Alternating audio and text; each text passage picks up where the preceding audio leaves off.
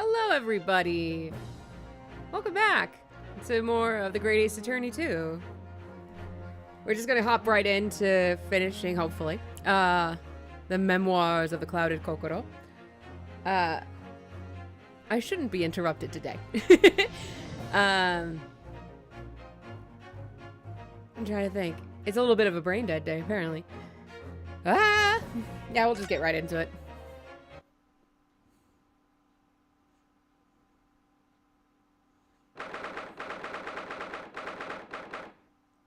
Right, this is before we, like, really got settled in here. We made it back in one piece. Just. To be perfectly honest, I thought we were finished there for a while. Oh, I know! What a lot of close shaves. There are so many carriages on the streets of London. You were very nearly flattened several times. Oh, no, I didn't mean that. I almost died. I wasn't paying attention. I was autopiloting. Yes, I know. It was a marvelous defense, Naruhodo-san. It really was. I was in awe of you. Oh, thank you. And now that your fervent exploits have won us some more precious investigation time, let's see if we can find some new clues for court tomorrow. Yeah, let's do it. Is everything all right? I suppose. I still can't quite believe it, that's all. That I'm here in England, working as a lawyer, I mean, in the Old Bailey, no less. The truth is, it shouldn't be me, should it? It should be him standing in my shoes. It should be Kazuma. It was Kazuma-sama's wish that you follow him to Great Britain and work alongside him. Yes, I mean, I never had the chance to ask him exactly why, but he clearly had a plan. I wouldn't be here today if it wasn't for him. And you're doing wonderfully, Naruhodo-san. I have no doubt that Kazuma-sama would say exactly the same if he were here with us. Thank you, Susato-san. Thank you.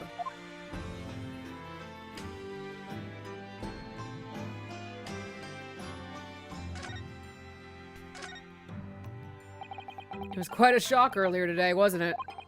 When the victim himself turned up in court and took the stand. I know. Not only that, but when finding out that he is actually a bare-faced gas thief as well. Yes, that was certainly a surprise to us all. For a while, it seemed as though everyone had quite forgotten about Soseki-san poisoning the tea. Careful of your phrasing, Susato-san. He didn't poison anything. And there's more to this Mr. Shamspeare than we yet know. I'm sure of it. Mr. Shamspeare certainly wasn't the noble, upstanding man everyone thought he was at first. What's become of him, actually. I was told that he'd be returning to the hospital ward where he was receiving treatment. Oh, which one is that? Let me see. Yes. He's at St. Bartholomew's, or Bart's as Londoners call it. We know that place, don't we? Yes, we visited Miss Green there yesterday. It's the same hospital to which she was taken. Ah, yes, after Soseki-san stabbed her in the back. Do be careful of your phrasings, Naruhodo-san. He didn't stab anyone. Perhaps we both owe Soseki-san an apology. St. Bartholomew's. Yes, we should probably visit the hospital later. So we know that Soseki-san took tea to the victim on the night in question. But as he isn't the culprit, then obviously... Yes, the poison surely wasn't in the tea. But if that's the case, how on earth did the poison get into Mr. Shamspeare's body? I'm sure we'll find a clue at the scene. There must be something in Mr. Shamspeare's room that will help solve the mystery. Well, naturally, Scotland Yard detectives have been over the place already. But it couldn't hurt for us to have another look around, I think. Definitely. And I'm desperate to know the outcome of the investigation into the tea left in the bar of soap. Well, if we run into Inspector Gregson, we could ask him about that.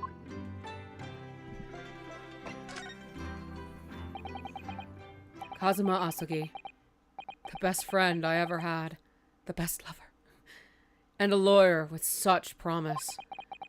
He really saved my bacon in that horrible incident just before we left Japan.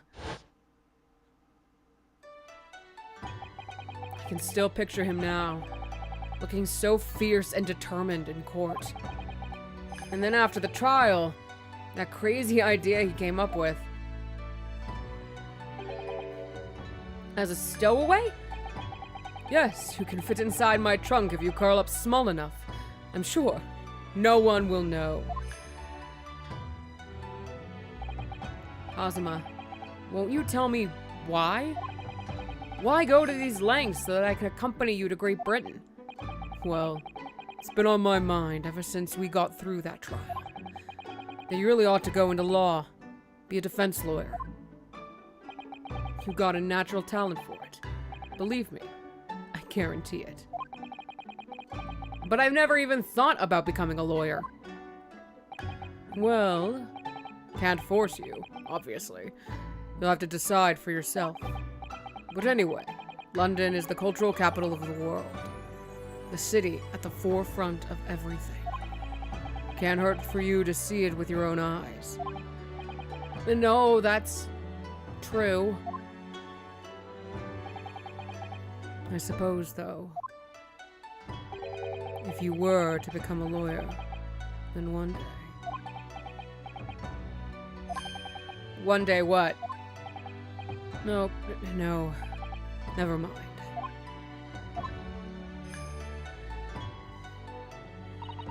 Naruhodo-san? Oh, sorry, I was just thinking about Kazuma. Yes, he's forever in my thoughts, too. To change the Japanese judicial system for the better, that was his dream. And that's why he so desperately wanted to come to Great Britain to study, of course. Yeah, that's right. But... Yes? I do wonder if his true intentions lay elsewhere sometimes. I don't know. The thought just takes hold of me every now and then. That's all.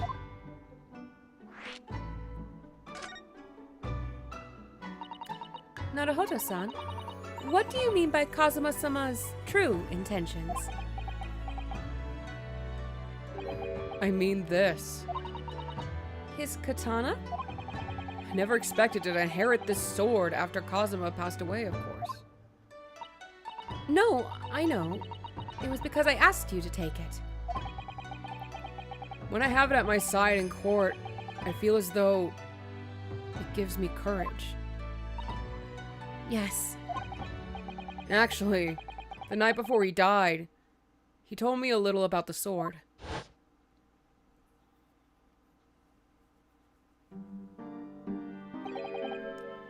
Karuma? That's right. It's a prized sword that's been passed down through generations of the Asugi clan.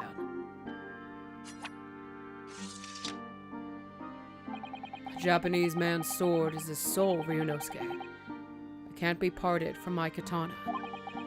Karma guides me. I truly believe that. So its name compels its wielder to slice evil in two? Not that you would need much compelling. On that subject, there's something very important that I have to do in Great Britain. Something you have to do? Yes. I'd appreciate you seeing it through with me. Of course I will. Whatever it is, I'll see it through to the end with you. I knew you wouldn't let me down. What did he mean by something very important that I have to do? I had hoped that the answer to that question would become apparent when we arrived here, but as of yet, I've not found a single clue. I see.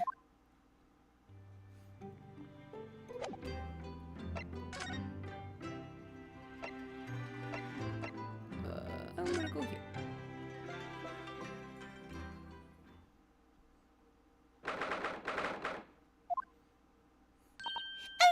Bruno and Susie! Hooray, you're back! Hello, Iris. You're in fine spirits as always, I see. I am! And you look as immaculately presented as ever, Susie. Oh, you flatter me. Well, you couldn't have come at a better time. I've just made a pot of tea. I'll get some cups. Really? Thanks, Iris. But actually, what is that foul smell? The Wanderers return at last. Where on earth have the pair of you been? We've been in court? Oh, for Mr. Moustache's case. That was today, wasn't it?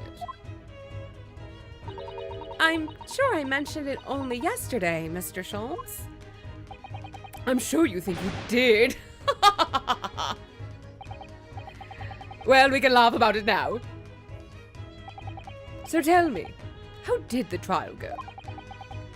Reasonably well so far. We've managed to escape without a guilty verdict, at least. Really? I would have liked to see it. And I must pass the time of day with Mr. Reaper again. It's been so long. Is Lord Van Zeek's an acquaintance, Mr. Sholmes? Naturally. There's not a person in the world who doesn't know my name, Mr. Naruhodo. Not quite what I asked, but still. Mr. Sholmes? Whatever is that odor? Yeah, what is it? It's faint, but absolutely awful. Ah, indeed. That's the scent of victory, my dear fellows. Victory in science. Oh, dear. All right, I'll bite. What's he up to now? No, I don't want to leave. Thought I'd just put me right on converse. Lord Barak von Zeeks. Yes, it's an interesting oh, God. Sobriquet he has, isn't it? The Reaper of the Bailey. Once the legendary prosecutor has fought for someone's conviction, that person is doomed. Even if he or she is found not guilty by the courts, sooner or later the hapless soul will vanish from the capital. But vanish how exactly? By falling under a passing carriage, or drowning in the Thames, or succumbing to a sudden fever, quite out of the blue, being set upon by a highwayman. There are numerous routes to one's final terminus, my dear fellow. It all seems a little far-fetched, really. Well, on the bright side, Mr. Moustache is fighting fit, for the time being, at least. That's not overly reassuring.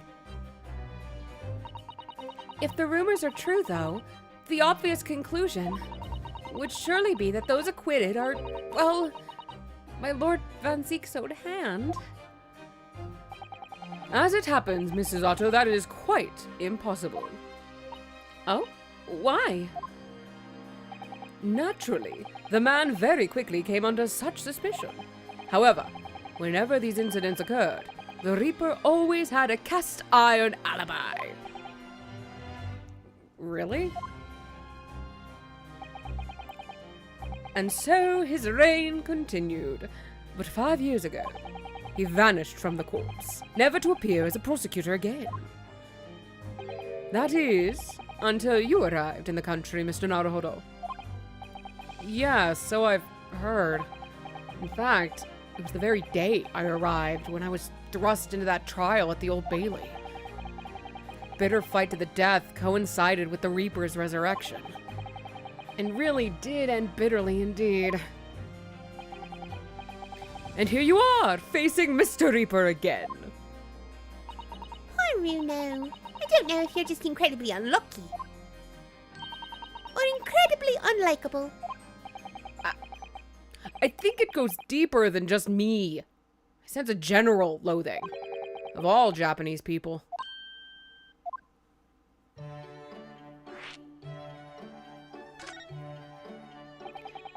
With Mr. Natsume, who I'm currently defending, being Japanese as well as Miss Susato and myself, I felt it even more keenly in court today.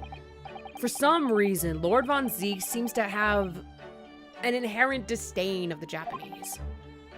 Indeed, it is an interesting observation. Do you know something about it? Do you, Mr. Sholmes?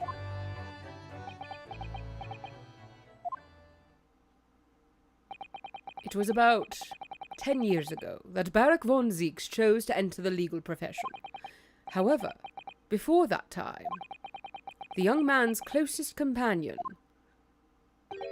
hailed from the Empire of Japan. No! Tell us more, Mr. Sholmes. What happened? I believe I've made it clear before. I'm unable to tell you anything about the affair. Oh, but...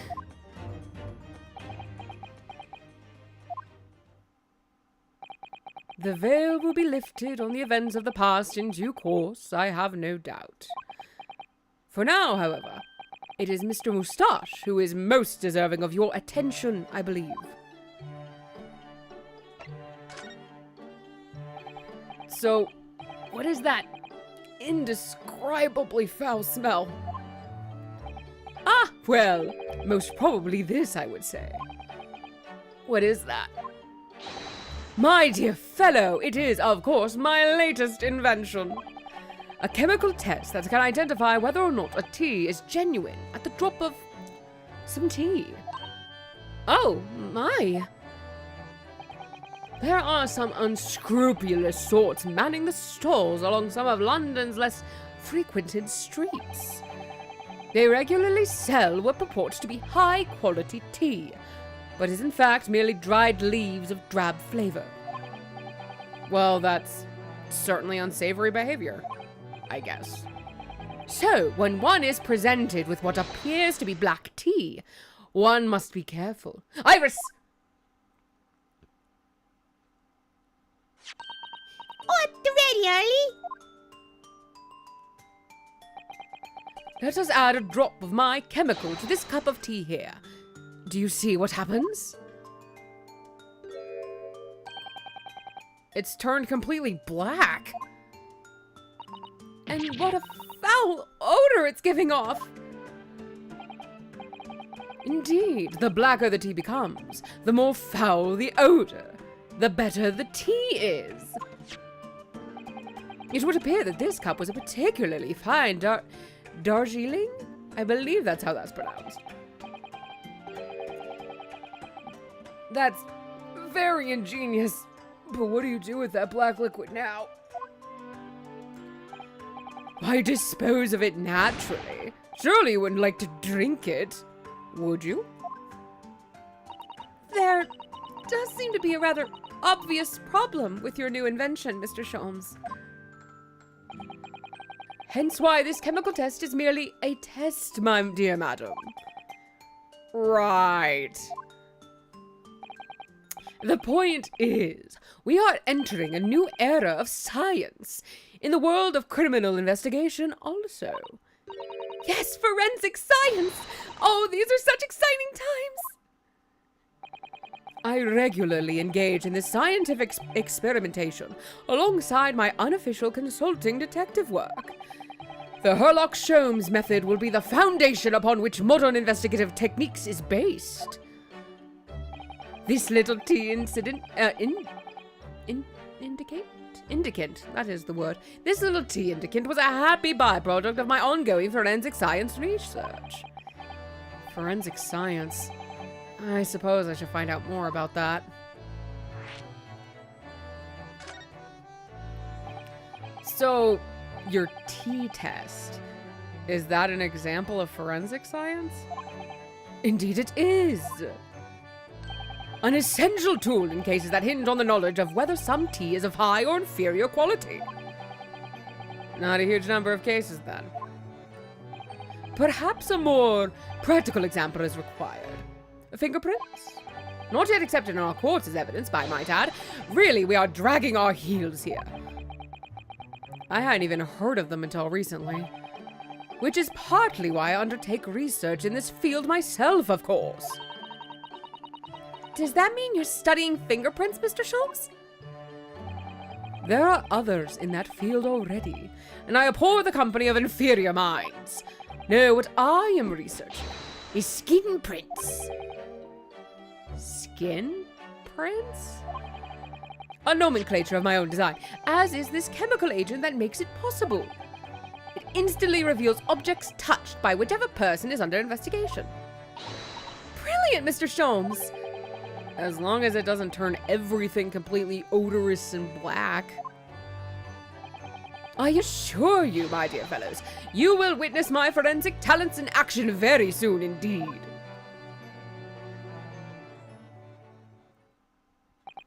Well, I think we should go back to the scene and see if we can uncover any new clues.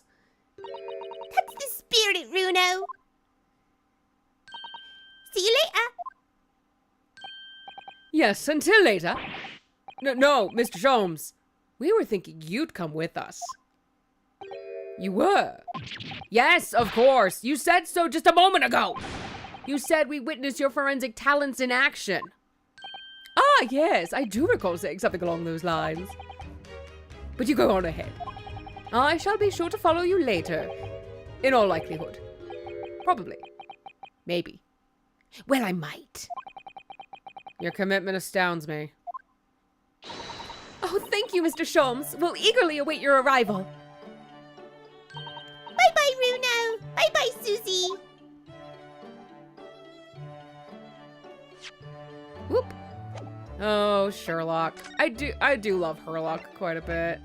He's an ass, but he's a lovable ass.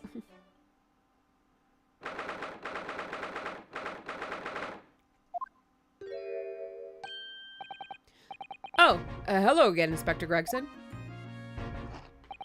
What are you doing here? Well, we were hoping to have another look around, actually. The lawyer representing the defendant has a right to examine the scene, as I'm sure you're aware. Yeah, I know this. Whoa. Where are you, Gregson? Come here. Come here. Come here. Yeah, I know the score. Oh, yes, one other thing. The soap on the ledge outside the window? Did you find it? With the tea in it? Yeah, we found it all right.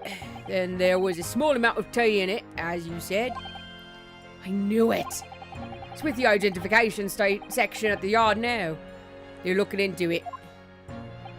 The results should be available later today. That's wonderful news. Thank you.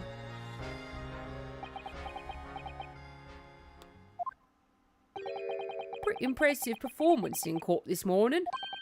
Sorry? Nothing? Forget it. Just make sure you don't disturb anything in here. Okay. Ah. You just appear, Jesus. Let's talk to Gregson first, then you, Sherlock. Are you looking for new clues, Inspector? On Lord Van Dyke's orders, yeah? Don't come back till you've got something from me, he says. Oh dear, poor you. Yeah, poor me. Because we've already searched every bleeding nook and cranny in this place. I don't know what he expects, to be honest. Thank goodness for warm chips is all I can say. Well, at least he's honest.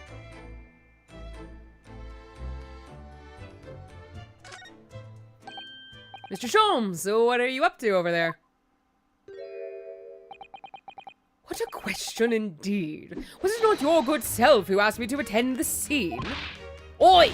What are you doing out here, Sholmes? What are you up to over there? What are you doing here? Dear me, once a great detective, one is always under scrutiny, it seems. Is now the time, Mr. Sholmes? Are you about to show us your forensic talents in action as you promised? With the greatest of pleasure, my dear madam.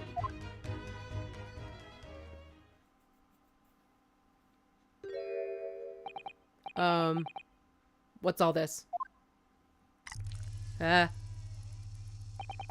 All this is precisely what you requested, Mr. Naruhodo. Herlock Sholmes' sensational skin print Seeker gun. Moments ago, I took a sample from the teacup that was used by the victim. A sample from Mr. Shamspeare's cup. Each individual leaves microscopic secretions on everything he or she touches. A sample of those secretions is all I need to produce this, a refined indicator solution. By liberally spraying the room with this chemical, everything the victim touched is instantly revealed with the aid of these goggles. Here, try them on. There. Now spray the chemical indicator about and all will be revealed. Spray? How do I do that? What? Tutorial, obviously. We're just going to what is that stuff? It's like fog. A suspension of the chemical indicator in a pressurized gas is the most efficient way to cover a large area. That was another invention I discovered incidentally whilst I was developing this idea. As you do. Go ahead, go. We may learn something interesting about the victim's movements on the night in question. Well, there's nothing to lose, I suppose.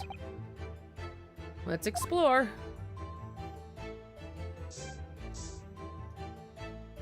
Oh, it won't let me spray. Whoop.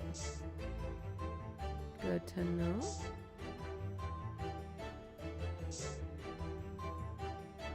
That really covered a wide area. Oh, look at all this here. Ah, yes, interesting. A multitude of the victim's handprints. Why are there so many of them on the floor in this one spot? Oh, perhaps he had a bad fall just here? There's nothing obvious that he would have tripped over, though, is there? I wonder. Personally, I often stumble when there's nothing obvious to trip over. I think that's something only a great detective would do, Mr. Sholmes. Well, it is quite a puzzle. Handprints all over the floor. Yes, there's no obvious explanation.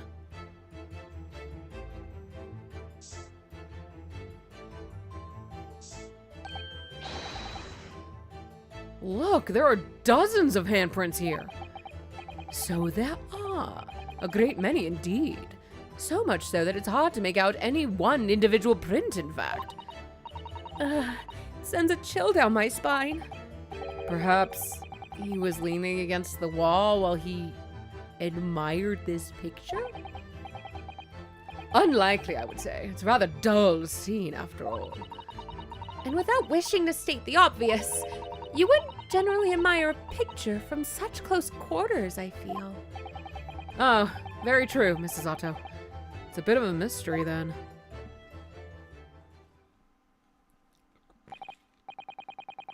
It's so bright now. Well, we sprayed Mr. Sholmes' amazing skin print indicator all over this room, didn't we? We did, but there are two places in particular that are of interest, I would say. The handprints on the floor there. And on the wall by the picture, you mean? Yes, and I think the floor warrants closer investigation. I won't be a moment.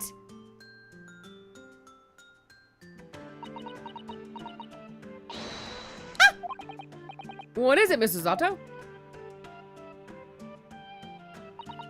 Look here, Mr. Naruhodo. One of the floorboards has popped out. One of the... You mean... It's a secret hiding place? Excellent work, Mrs. Otto. So what do we have in here? Oi! What are you lot doing? Inspector Gregson, stand aside right this minute. It's my job to investigate there.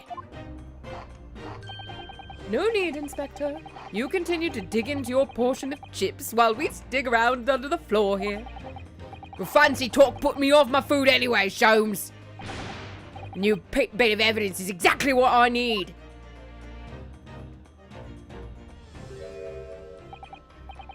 Wow, a secret hiding place under the floor. What a find. It's not a hiding place you can make use of in Japan. I don't think I could lift a straw tatami mat. No, I know, but I never expected one of these wooden floorboards to move either. It's got me wondering about the wall over there, too. Aren't you curious? Oh! I'll investigate it once!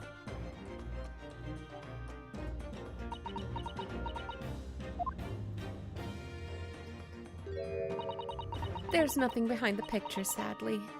Only the wall. How disappointing.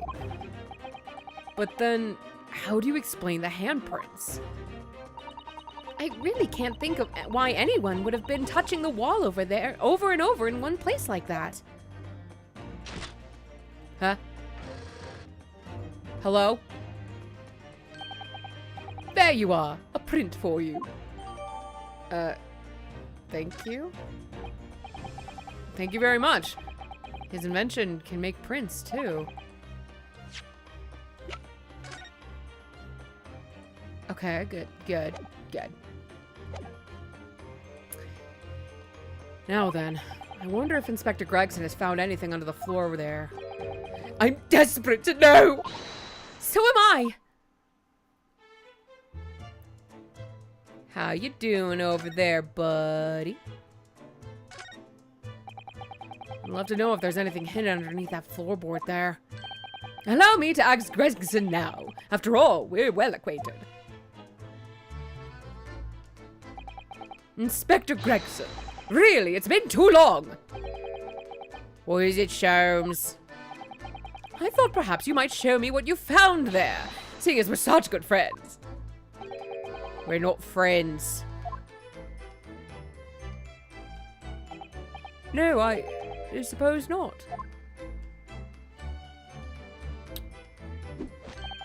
A dismal failure. Yeah, I heard. I killed to know what was under that floorboard. Well. So, alright then, fair's fair. What? You did discover the hiding place after all? I suppose I should at least fill you in. Really, Inspector? Thank you. Do it quickly, my dear fellow. If there's one thing I know about this man, it's that he blows out with the wind, as fickle as the weather. Oi! Stop making me out to be some kind of nut! There were 3 items under the floor there. A newspaper clipping, a photographic print, and a tin box. Now, what do you want to know? Everything.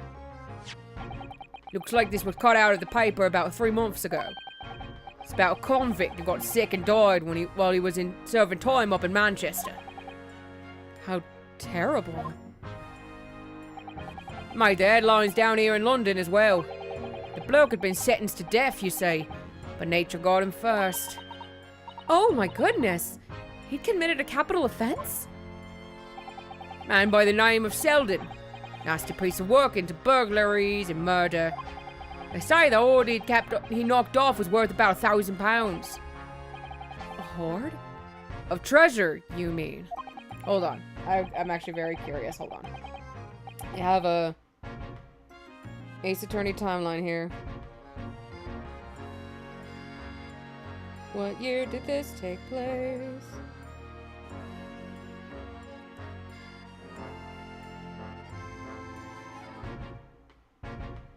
Ugh, excuse me. A little bit of a nose.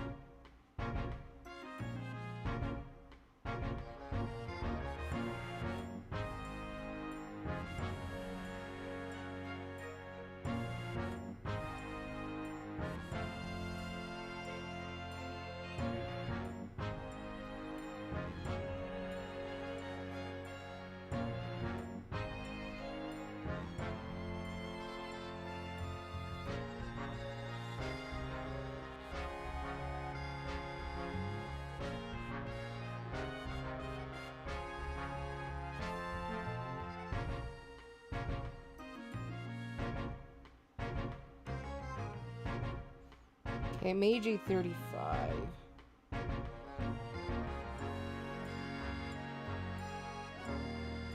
I'm going to figure out how much this is.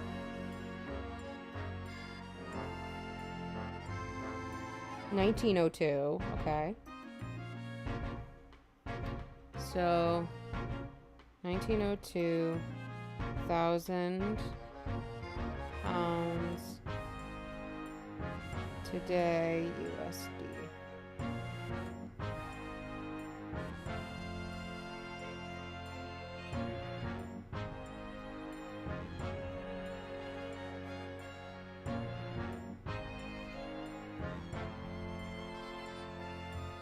Wow, the British pound hasn't changed that much.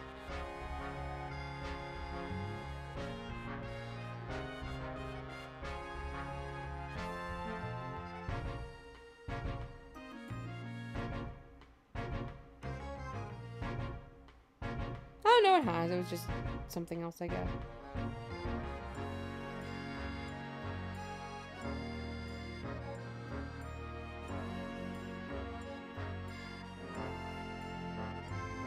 Okay, in today's value, that's 157,073.54 pounds.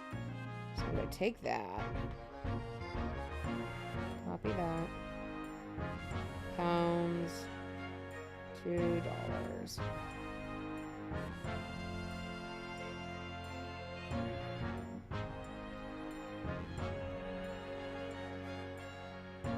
Can I paste, please?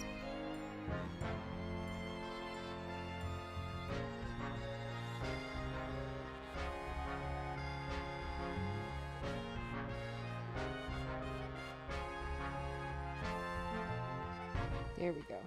Get rid of that 2. Hey, get rid of this 2 now. Don't be a dick. Woo, that's a lot of money. $204,918.84. Jeez Louise. I never actually, like, looked up how much money that was, so that's like, woo, woo, woo.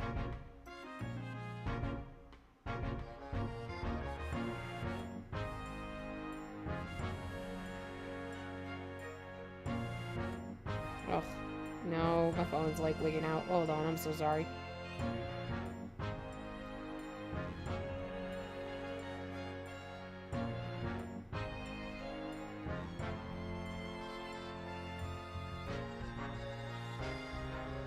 There we go.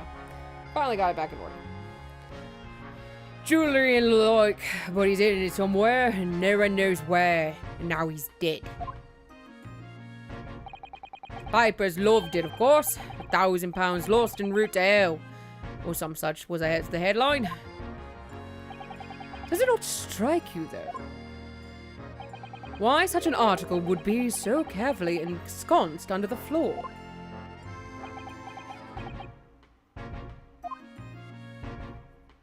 I suppose, now you mention it, does seem a bit odd. Perhaps I'll go over the paperwork we've got on Selden back at the yard and see if I can turn up anything.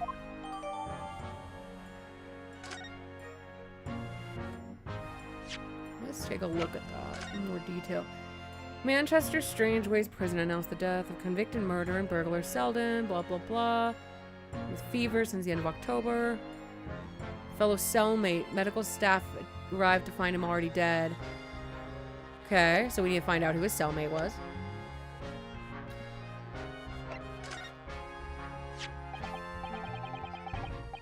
So, this is the photograph I found.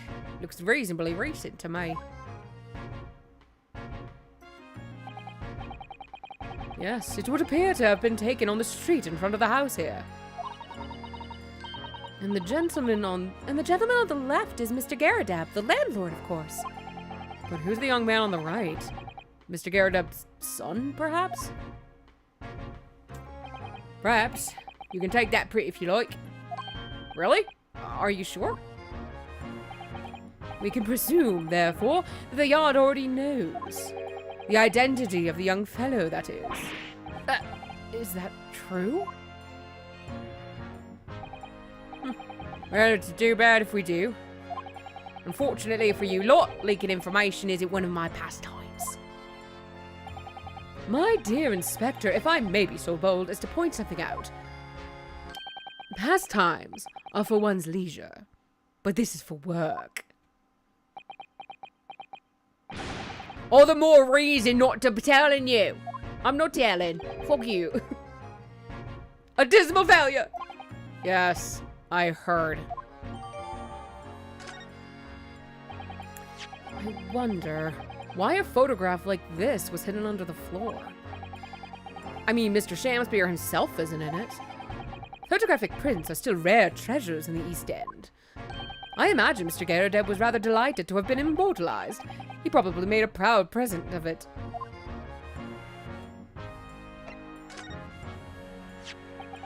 Now, this tin box looks interesting, doesn't it? Might I suggest, Inspector, that you open it? If you were to find something inside that reveals the truth behind this case, I wouldn't be in the least surprised.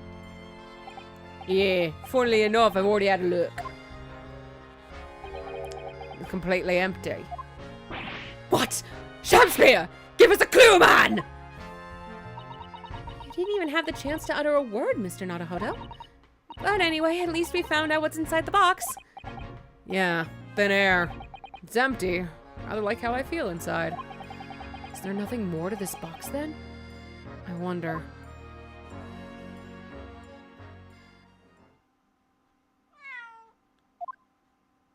Kitty.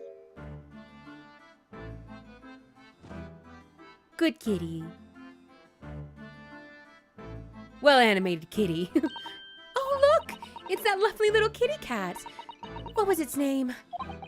It's Mr. Natsume's, isn't it? I don't think we ever asked him, actually. Why don't we call it, Wagahai? You know, like Mr. Natsume refers to himself in Japanese.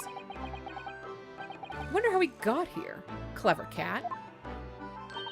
Oh, wonderful! Well then, Wagahai, there's something delicious I brought for you from the cat's meat man.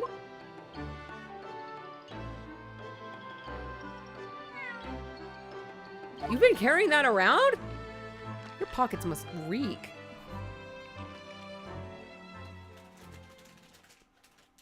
Aw, happy kitty. You couldn't be happier now. Look!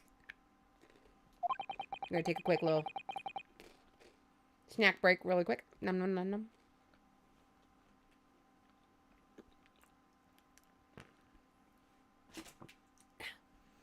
I just hope we can bring some happiness to his owner, too.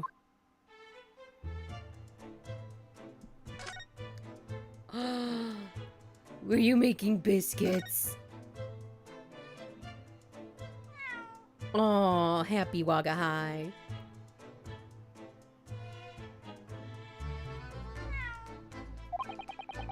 That was a cheeky little meow, Wagahai.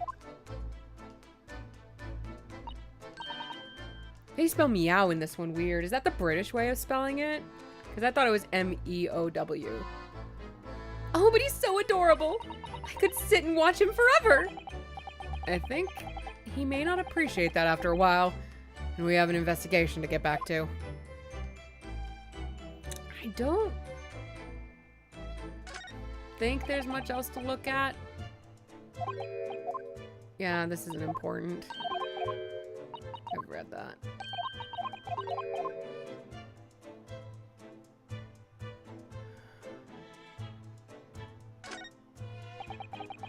This is a gas wall light, isn't it? It must be connected to the gas pipe in the wall. Gas lights, a gas stove. London really is a city of gas. Now that I think about it, Mr. and Mrs. Garadip had an open fire on the top floor, didn't they? Oh yes, you're right. I don't recall seeing a gas stove up there. Well, I much prefer a real fire anyway. So much cozier. Glad they didn't die, so we have to wait on the soap stuff. I don't think there's anything else for us to look at here. So let's just, move along.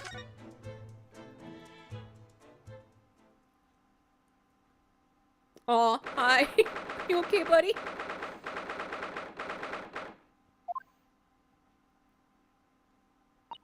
Oh, Mr. Natsume is back. So he is. Mr. Natsume. Hello?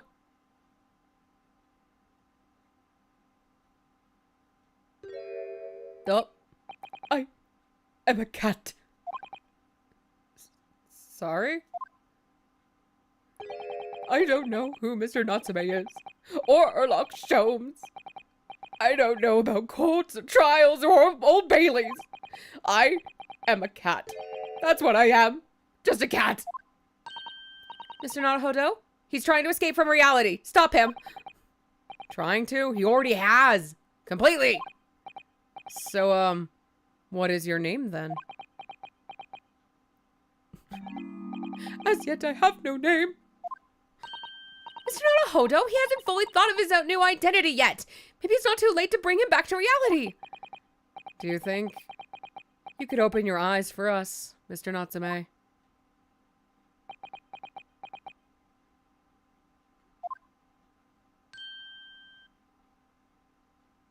Take it all in, buddy. I am not a cat. It worked! He's back to the real world. What's going to become of me? No! I don't answer that! It's obvious. My accursed soul is never to escape this accursed fate.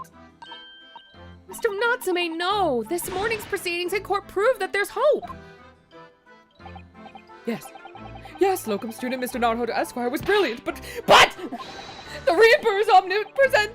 In court, in my lodgings, here, there, everywhere! What's he looking straight at me for? I think perhaps there are some things we should discuss. Oh, yes! Yes, we must!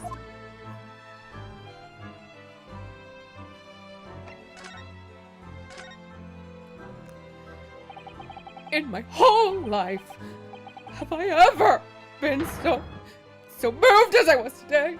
No! Of course, if I cast my mind back, there were perhaps one or two other occasions that moved me more. But if I just block those out, then today, being in that courtroom was the most moving experience of my life! Locum student Mr. Naruhodo Esquire! You're too kind. Scotland Yard found the remaining tea, just as we deduced, and are analyzing it as we speak. There's nothing wrong with that tea. They won't find a drop of poison in it. That's a solemn, sworn Soseki certainty. Tell me, did you both drink the tea at the same time that night? Oh yes, most definitely. Remember, drink tea while it's hot. We both poured it down our throats like it was a hot bath for our bellies. And at the time, you were both completely fine. As shown by the fact that he and Mr. Shamspeare then engaged in the Romeo and Juliet match. I suppose the focus of tomorrow's proceedings will be how the poison was taken by the victim then.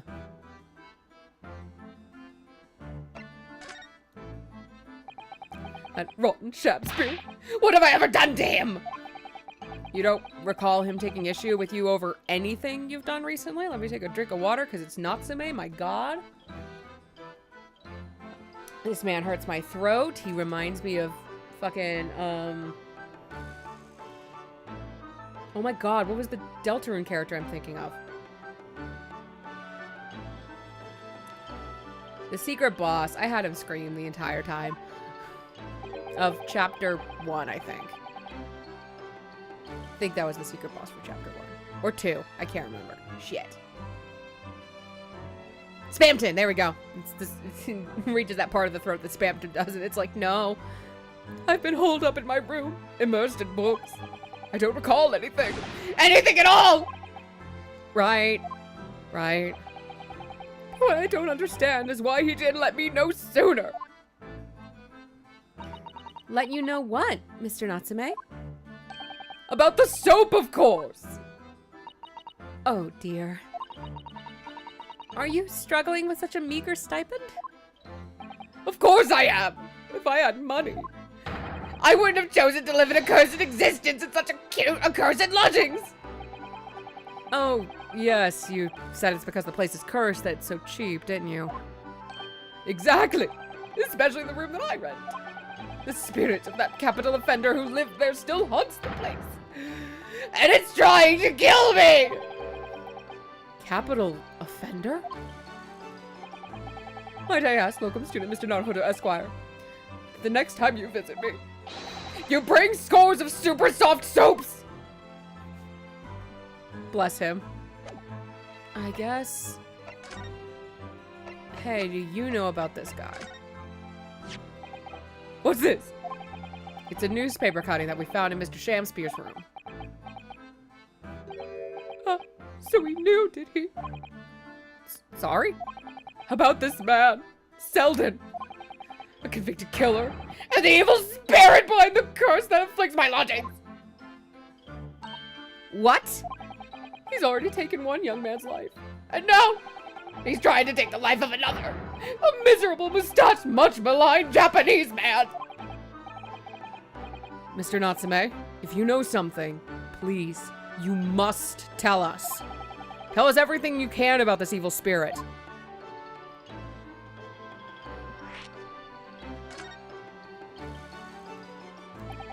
The truth is, I didn't know the details myself until very recently. That Selden man was arrested about a year ago. And at the time, he was hiding out in lodgings at Mr. Garadeb's house. Well, he lived where you do now. That's right. Yes, exactly where I live now. In my very room. Oh my! Your room was previously occupied by a criminal found guilty of a capital offense? But before his sentence could be carried out, he died in prison. That was 3 months ago now. And that's when it started. The curse. What really is this curse you keep mentioning, Mr. Natsume? It's already caused one death, a few months after the criminal passed away in prison. A man died in the room. The man who rented it after Selden, in fact. The poor lodger. He was found dead in mysterious circumstances. The room was locked from the inside. Locked from the inside? Exactly like the case we're dealing with now. So, that's the convict's curse, is it? Yes. Well, that was the start of it.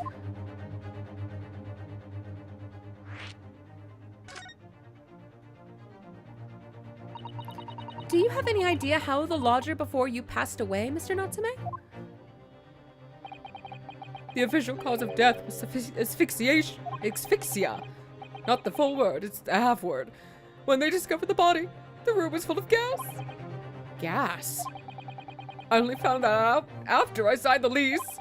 And Mr. Garadeb came to tell me later I couldn't stop myself from trembling. In fact, if I'd known beforehand, I'd probably have been too scared to take the room. Landlord's lease, luckily legal! Lucky for Mr. Garadeb, maybe, but not so lucky for poor Mr. Natsume.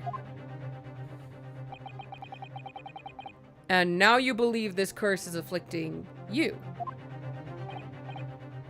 It is. It is. At first, I just felt as though I was being watched. All the time. And then you talked about having nightmares, didn't you? The dead are trying to take me with them. Come for me and try to suffocate me. Just when I'm struggling to breathe, I wake up. And then the room is as cold as ice. But why is your room so cold? London winters are too cold to bear without any heating on overnight. But for some reason, even though I light the stove before I climb into bed at night, the pilot light always goes out and the room fills with gas. But that's terrible! That's exactly the same situation as what led to the previous occupant's death. And then there's what happened to Mr. Shamspeare last night, when he was mysteriously poisoned. There's clearly more to that incident that can be explained by a curse, though. Whatever can be the cause of all these strange happenings in Mr. Garrideb's room? In Mr. Garrideb's rooms? You know what? Real quick. Do you know this guy? No.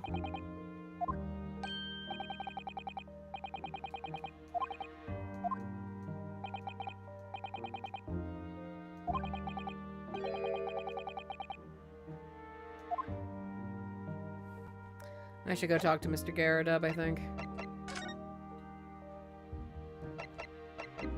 Oh, there it is.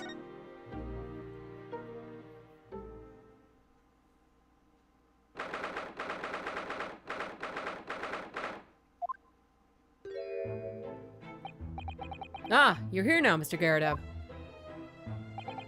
Right, bonny busted it is for me, you know. Getting out and about. Were you at the Old Bailey by any chance? Naturally. Fate of my lodgings hangs in the balance and all that. Not a trial to miss. The fate of what's already been dubbed your haunted lodgings, yeah. Of course, the place has caused quite a stir around the capital for more than one occasion already. As the old haunted lodgings or some such. Ah, well, at least he knows. Makes you wonder what the blazes is going on, don't you know? Don't you know? Yes, I'm sure it does. In fact, thinking back to Mr. Natsume's other trial just 2 days ago, you were at the Old Bailey then as well, weren't you? Testifying with your wife about what happened. Also, why is Sholmes here now? Stopped off at the prison on the way home, in fact. Beastly business. I see.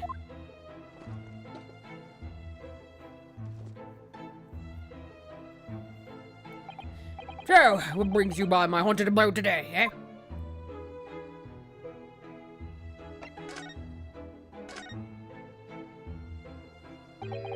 Some fishy fellow from the far east and a failed actor chap of questionable character, eh? Yes, the house does seem to have become something of a magnet for rum fellows of late. Thanks for that to that bolly curse. The convict's curse, you mean? Ah, heard the stories, have you? Rotten scoundrel was arrested here, and the next chap in the room goes and keels over. Then there's that woman who dropped dead just outside on the street, not to mention the actor yesterday. Am I next, eh? Well, can't help but get the collywobbles, can you?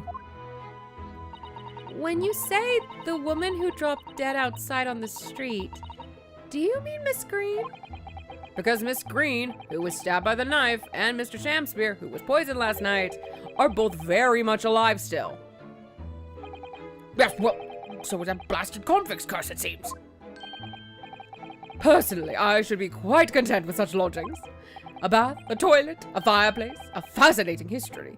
Why, it sounds like the lap of luxury. Huh, I'm not so sure about that. Well, there's no bath or toilet included, and no fireplace either. But you do look out for your tenants, don't you? By watching the rise and fall of the flames in your gas lamps up here. Yes, never hurts to keep an eye on things, in case there are any mishaps or some such. I think you've had your mishap already, sir. That's not helpful, Mr. Sholmes. Heaven forgive me. The words just came to my lips.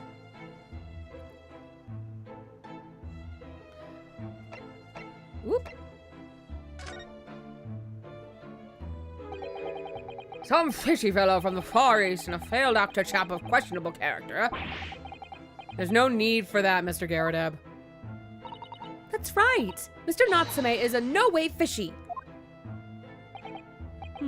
He is undeniably peculiar, however.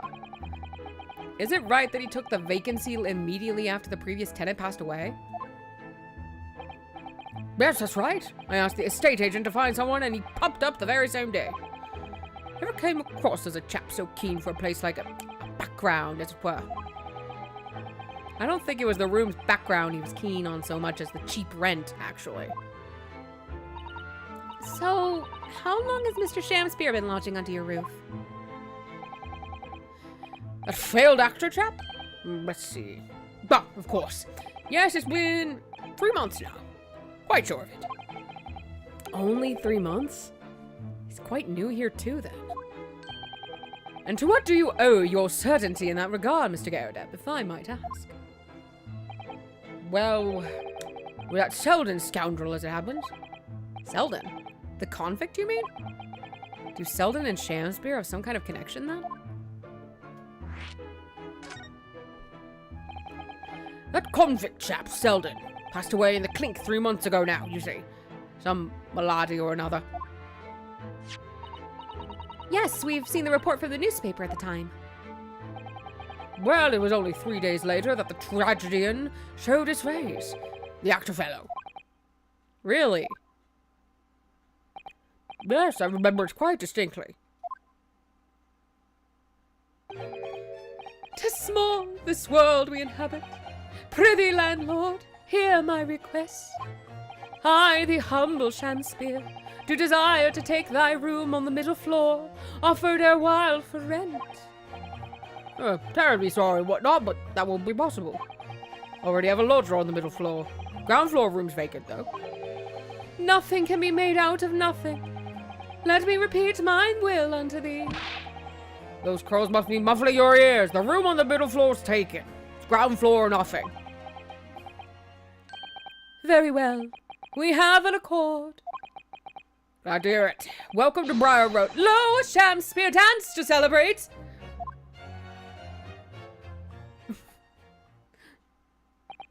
From what I heard in court today, sounds like the chap was thieving gas. And he was 3 months in arrears with the rent, too. Yes, the fellow was a bally player, all right. Thank you for your candor, Mr. Garrett. We are most grateful. By the way of appreciation, allow me to say 1 or 2 words. Give me thy robe, put on my crown. I have immortal lodgings in me. What's happened to you? Who are you? Shakespeare, my dear fellow, one of his most famous lines. I wish to divulge my own learning of the subject, for I have a turn for literature too, you know. Perhaps you could turn your attention to more apt lines then? You fucking weirdo.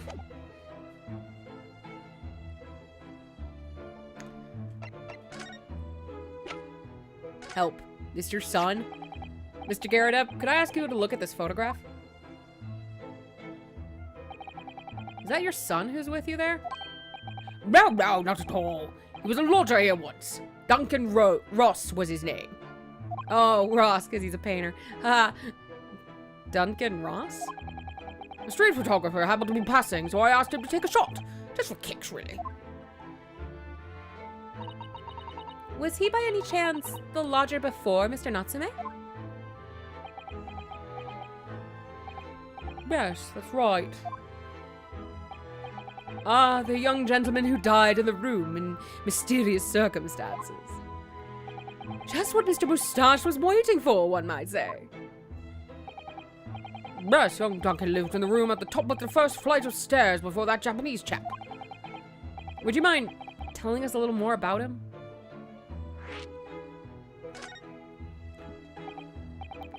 Yes, Duncan Ross. Young chap was attending art school.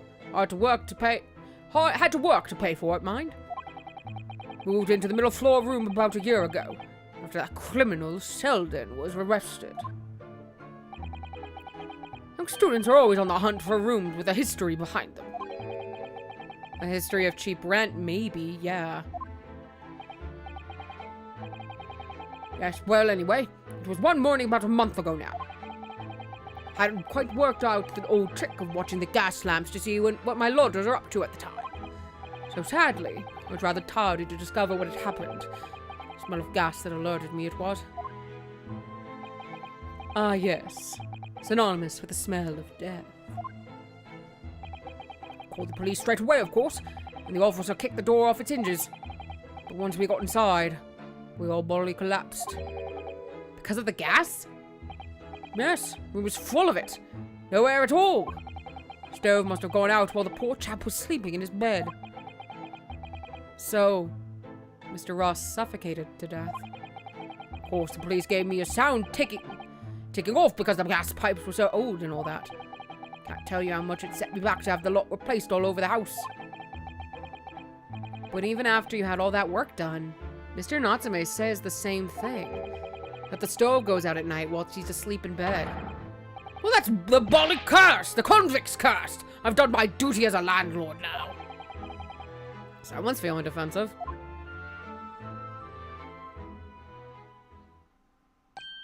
Ah, that reminds me, actually.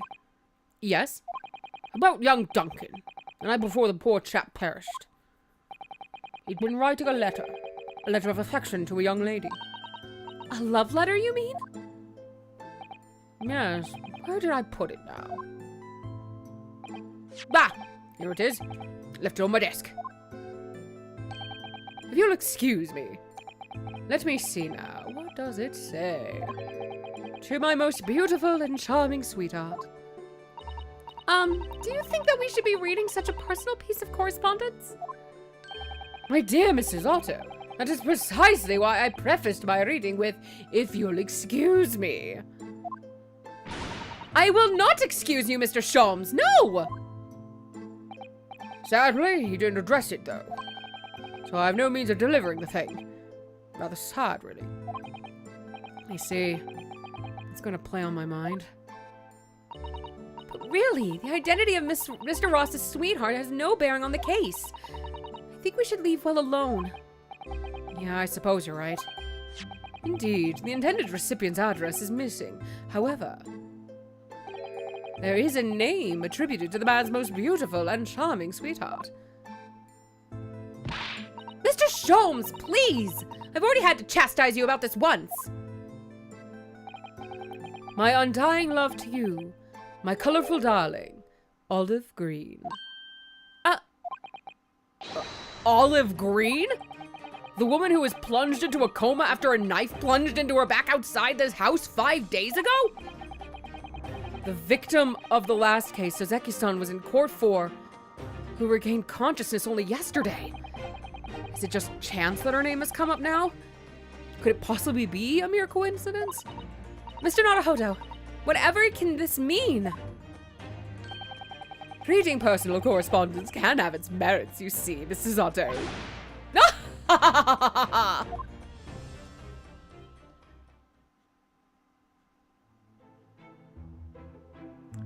Time to go find a Miss Green. Olive, I hope you haven't left the hospital.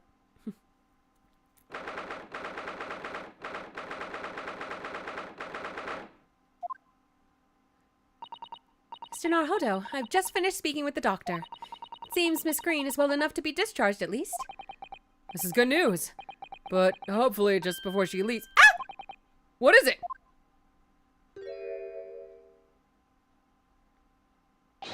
Miss Green!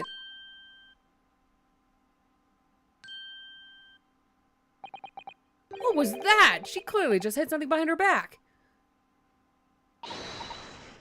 One moment! I'll be with you in a jiffy!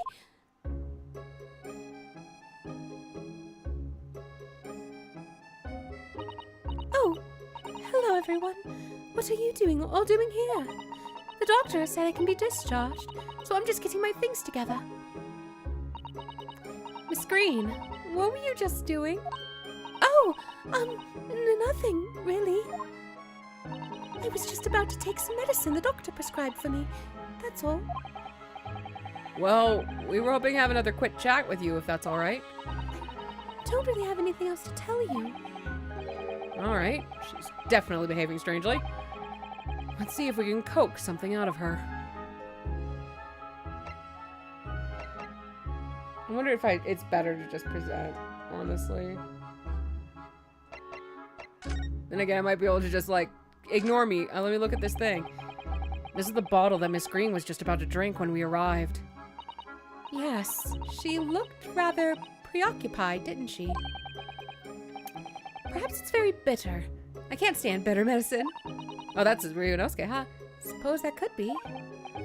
In fact, whenever a doctor prescribes me medicine for a number of days, I always take it all at once. Oh no! Well, if you have to take something you don't like, it's best to just get it all out of the way in one go, isn't it? Oh dear, and I thought it was Miss Green I should be worrying about at the moment.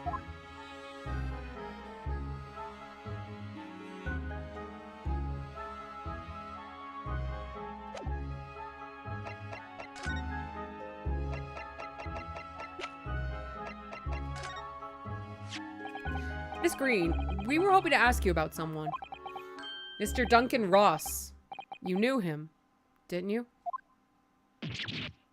Oh my god, we killed her.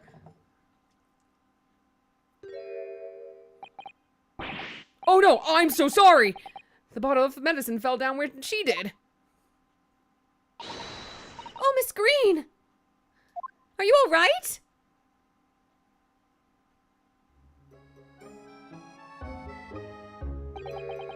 I'm so sorry. I'm so sorry, I didn't mean to startle you like that. No, it's all right. I just wasn't expecting it. But how do you know about Duncan? Mr. Ross had been writing a letter when he passed away. The landlord found it in his room. It was a very personal letter to you.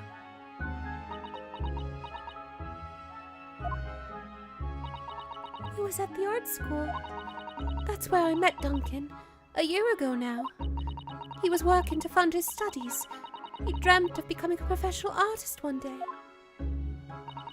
And the two of you became romantically involved?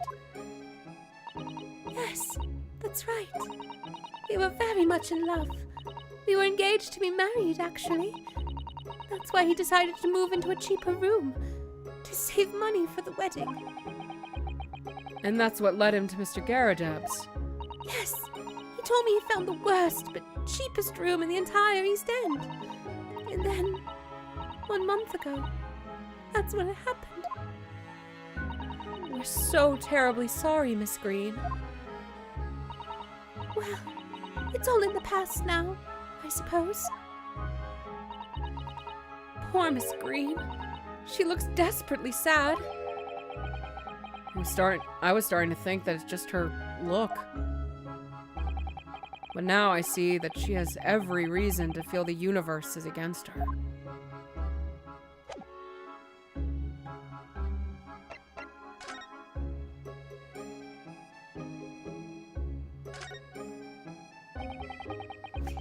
It's wonderful news that you're going to be discharged, Miss Green. Oh, yes. I mean, thank you. Once people are better, hospital staff don't want them lingering and wasting space. Not people like me, anyway. So I don't think I should keep anyone waiting. I probably shouldn't stand around and chat. She certainly doesn't seem to be in the mood to talk, that's for sure.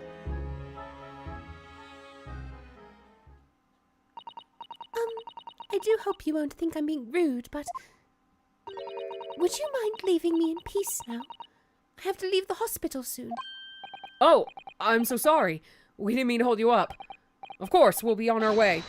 Mr. Naruhodo! Yes, hello, it's me. Surely we're not about to leave. That's quite out of the question. What, Mr. Sholmes? I didn't realize you were here. When did you fucking get here? But of course I was, my dear fellow. Watching intently from the shadows, as always. Well, make your presence known next time. Mr. Sholmes, what's this about? Something which occurs to me with some regularity, Mr. Zotto, is this. Why do detectives insist on such an ex post facto modus operandi? Why solve a case after it's happened, instead of preventing a case before it happens? That is what sets a great detective apart. What do you mean? There is a case waiting to happen under our very noses, Mr. Naruhodo. So let us avert disaster. Let us prevent this case from ever happening, with nothing but careful observation. Oh, all right. All the clues you need are set before you. You need only look, and you cannot fail to see. Oh my god. There, I think I see it. You can do it, Mr. Naruhodo. I know you can. Excuse me, madam. You seem to have killed a mouse with your medicine. That mouse seems to be dead. Look, I didn't notice it there before. Did you? I think perhaps it drank the medicine that spilled out of the bottle. But that's the bottle that Miss Green was about to drink from when we arrived. You don't think... Ah, I see. You've come to appreciate the true nature of this scene. That of a tragedy about to take place. Yes, I think it's falling into place. Miss Green, the contents of the bottle you had before has spilled onto the floor. And the poor mouse that drank it has sadly died. I think it's clear that the bottle must have contained a powerful poison.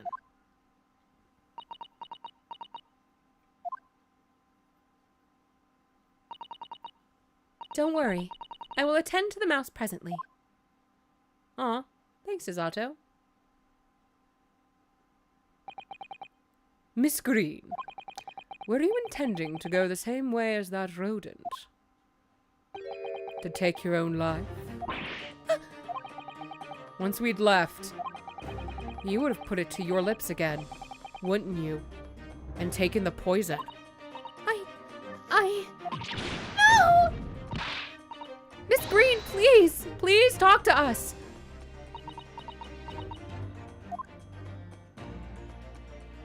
Can I read this yet? When we first arrived, Miss Green was standing with it in her hand. What can only be described as a very tense atmosphere. Yes. It may very well be related to whatever incident Mr. Sholmes believes was about to happen here. Perhaps we should ask Miss Green about it. Okay, I think... Hello. Hello, madam. Whoo!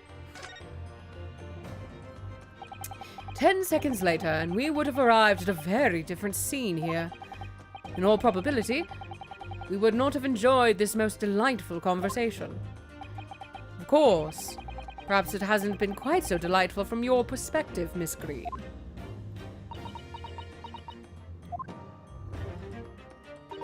Actually, in a way, now that everything's out in the open, I feel like a weight has been lifted. Tell me, how did you acquire that medicine? Well, with this being a hospital and all, when the doctors come to examine me in the mornings, he always leaves the medicine cabinet open for a while. So I snuck this out when he wasn't looking. It conspicuously lacks a label. I wonder what it contains. I'm afraid I don't really know. But I thought, if I drank it, it might just stop the pain somehow. Oh, please, Miss Green, don't talk of such things. Well, it seems clear now that it contains poison. Yes, that poor little mouse is proof of that. Oh, no. Oh, it's all my fault. What have I done? I shall remove this to my office, Miss Green. I take it you have no objection? No, none. Oh, man. Honestly, good way to handle this is, one, it's, if you are suspecting anyone of being suicidal, it's not bad to say, hey, are you thinking of killing yourself? Are you thinking of suicide? Are you wanting to hurt yourself? Being blunt like that's not going to make them do it. If anything, as shown with Miss Green, it kind of is relieving to know that someone is seeing it. Because you feel seen. Because that's like, dealing with suicidal depression, I've done it. You know, I experienced that on occasion. A lot of it is from not being seen. No one understanding what you're going through. And or not even understanding it yourself. So having someone verbally ask you those questions helps. It really does. It's also good to get the tool of whatever they were going to harm themselves with away from them. They're not going to stop you unless they're like in fits of like hysteria or just still haven't had that talk yet. It's good to talk to them for a while before it's like, hey, I'm going to take this away. I've disposed of pills for friends. I've had people take things from me. This is good.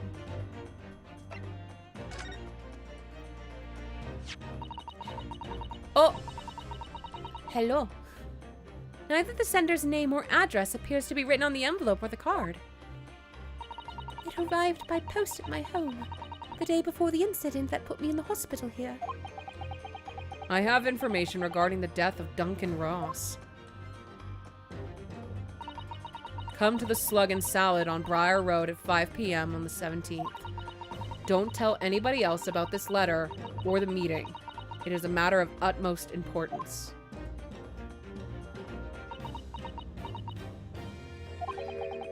Wait a minute. The 17th of this month? That's the day you were stabbed on Briar Road. And 5 p.m. is precisely the time when the incident occurred.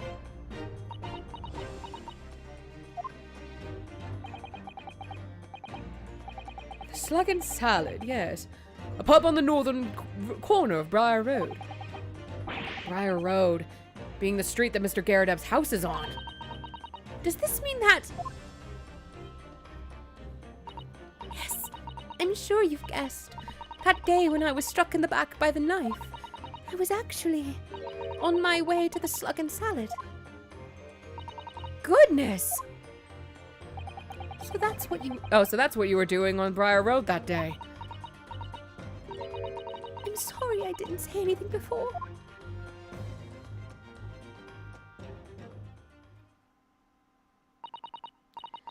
I think I really will have to ask you to excuse me now.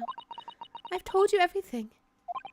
Yes, I'm very sorry to have had to drag up such painful memories for you. No, it's fine. Miss Green, please promise us you won't try to do anything like that again. Yes, don't worry. Your detective friend has the bottle now anyway. And besides, I've been stabbed in the back and had a close shave with a bottle of poison, and I'm still here. I think I'm destined to see things through to the end. It might sound a little conceited, but, well, that's how all this has made me feel.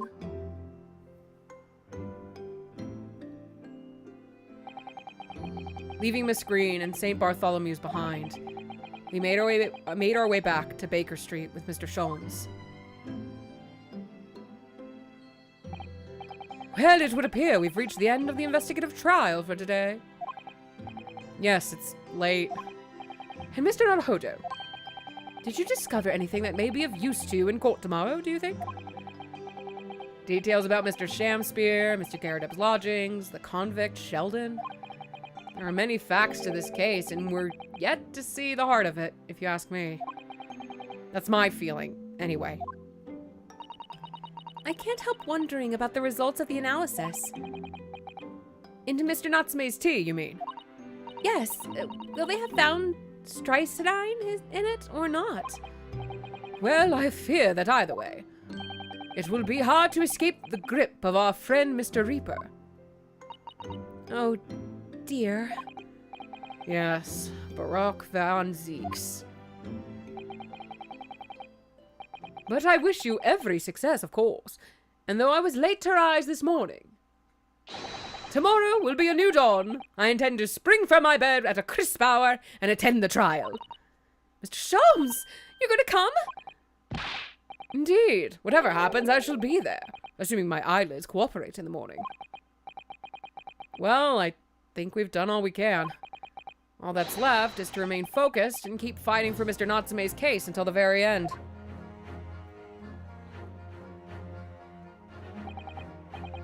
London, the world's most prosperous city, home to some 6 million people. But away from the razzle-dazzle, down back alleys and behind bricked-up windows, the lonely lurk. Soseki-san had battled long and hard with loneliness during his many months here. And so I feel honor-bound to battle equally hard for my compatriot. To lift the curse that gripped him. As Mr. Sholmes said, tomorrow would be a new dawn. For all of us.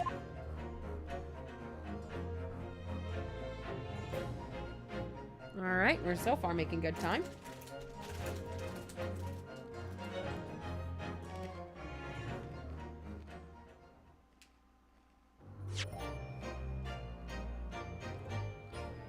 I think we'll be able to beat case 2 for sure. If we're lucky, we might be able to start case 3.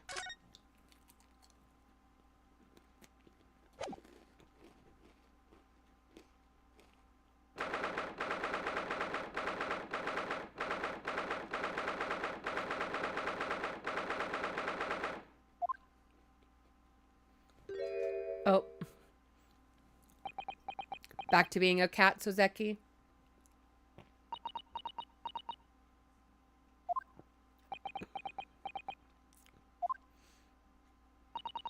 This is it then, Mr. Naruhodo. Yes, it's time to put an end to this now. To the miserable curse that's been plaguing Mr. Natsume. To everything. And in my own small way, I shall do everything I can to help you. I always appreciate your help, Mrs. Otto. Suffering Soseki selfishly sidelined. Good morning to you too, Mr. Natsume. Good morning! Good morning, locum student Mr. Naruhodo Esquire! Listen to you two chatting away as happily as if the main player of today's trial isn't here! Why would you do that? Why? Oh dear, we didn't mean to cause offense, Mr. Natsume.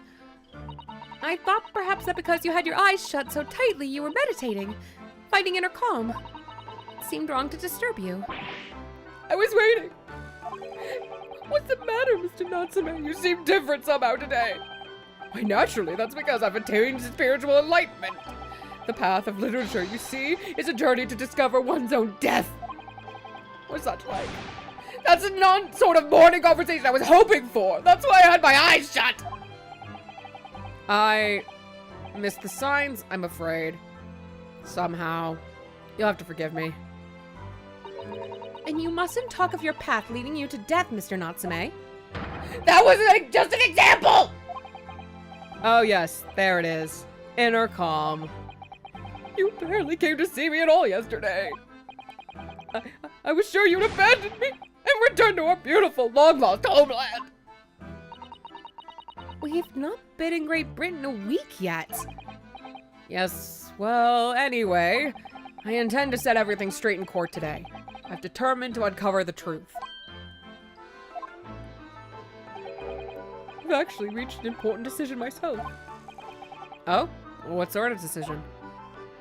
I shall fill you in after the trial. All right. It would seem Mr. Sholmes isn't coming today after all. It's a very clever message, I think. My dear fellows, you must win this battle on your own merits. It's a very clear message, I think. And he's overslept again. The great detective? My arch nemesis? Long may he stay away! If you ask me. Defending your legal representative. The trial is about to begin. Make your way into the courtroom immediately.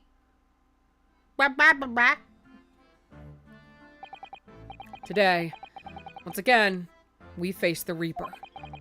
And when the Reaper stands for the prosecution, the defendant's fate is sealed. But I don't believe in that legend any more than I believe in Soseki-san's curse. The truth is hidden here somewhere, and I won't let it escape me. I have to keep believing in my client, and keep fighting to the very end. That's all.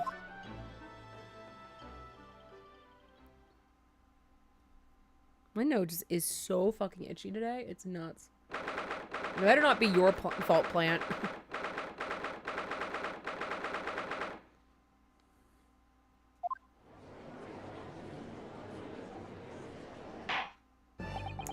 In the name of Her Majesty the Queen, I hereby declare this court to be in session. I call upon the counsels for the prosecution and defense to declare their willingness to proceed. The prosecution is ready. I'm back in vampire mode, apparently. Yes, the defense is ready. Very good. And now I call upon the 6 ladies and gentlemen of the jury, chosen by lot to represent the will of the people in this trial. Are you ready to proceed? Absolutely. Justice will be done. You mark my words. I feel obliged to say I feel especially ruthless on days when my hat is sitting just right. Oh, well, I wonder if you could adjust my hat for me. And please be as ruthless as you like. Oh my god, dude, stop being horny on maid. Thieves deserve to die, if you ask me. Especially gas thieves. I've no sympathy for the man at all. Oh, do I remember how to do Irish? Oh god. Top of the morning to you, laddies. Top of the morning. Look, I said it yesterday and I say it again now. I don't have time. Nope, I'm just going back to Cockney. I'm really bad. At least with mailing it. If I make it male sounding, oh well. I've got my own problems. Here may the Lord show us all the light here and lead his flock to a righteous verdict again today. Now, Lord Van Zeeks, what can you tell us? That this is all a bunch of horse shit. The prosecution's report, please, for the court, in relation to the theory expounded by the defense yesterday regarding the defendant's tea. So he does have the results.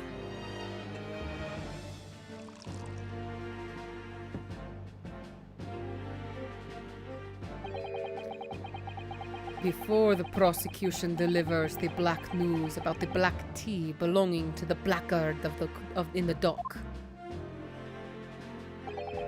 pray, allow me a moment to savor a liquid of a more sanguine hue. In fact, I'll defer to the good detective for the report. Here's to you, Inspector. Yes, sir. Thank you, sir. As indicated by the defense, we found a bar of soap just outside the victim's window in the snow. And there was indeed a frozen reddish liquid in a little depression on the top of it. Yes, that's the tea! That's what Mr. Natsume brought with him that night! Well, the brains at the yard and analysed it, and yes, you're right. It was tea.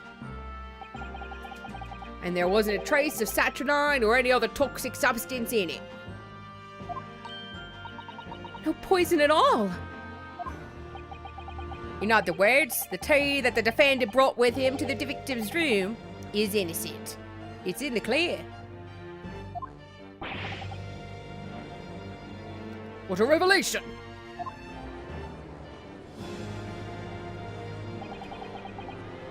As I suspected.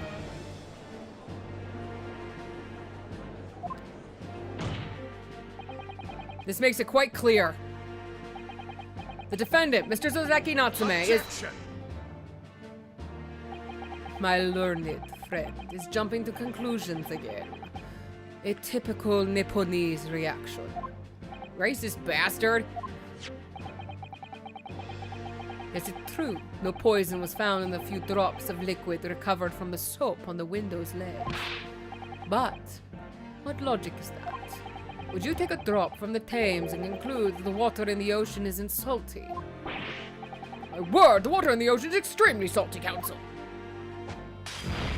Don't belittle me. Exactly. Unfit for drinking, just as the victim's tea was on the night in question, as the court has already heard. Bitter was the precise word from the lips of Mr. William Shamspeare, whom the prosecution now calls back to the stand.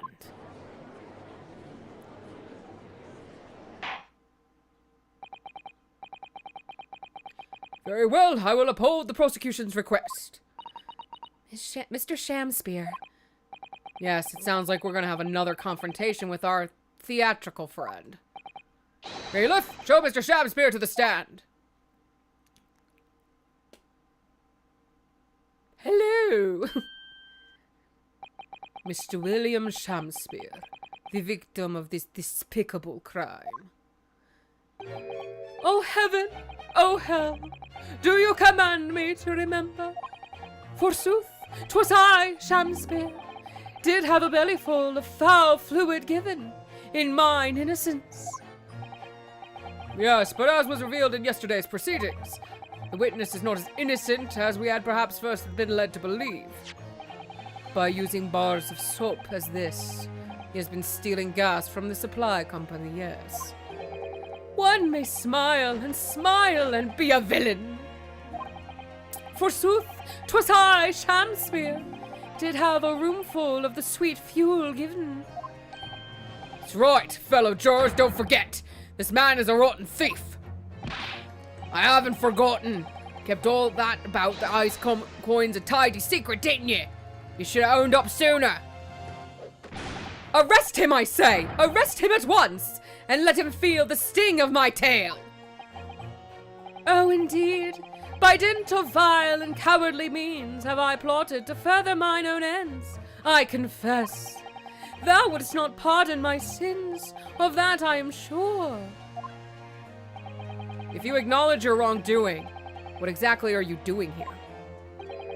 Cowards die many times before their deaths.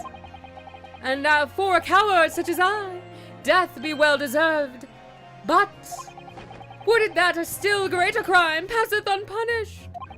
For lo, the hairy-faced gentleman of farther east than Verona did contrive to poison me. Objection.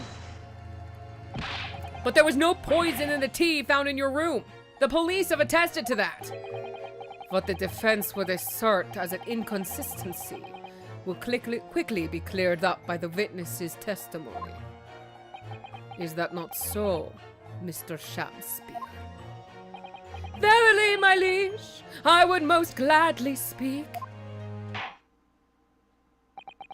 Very well. Let the witness testify to explain this inconsistency.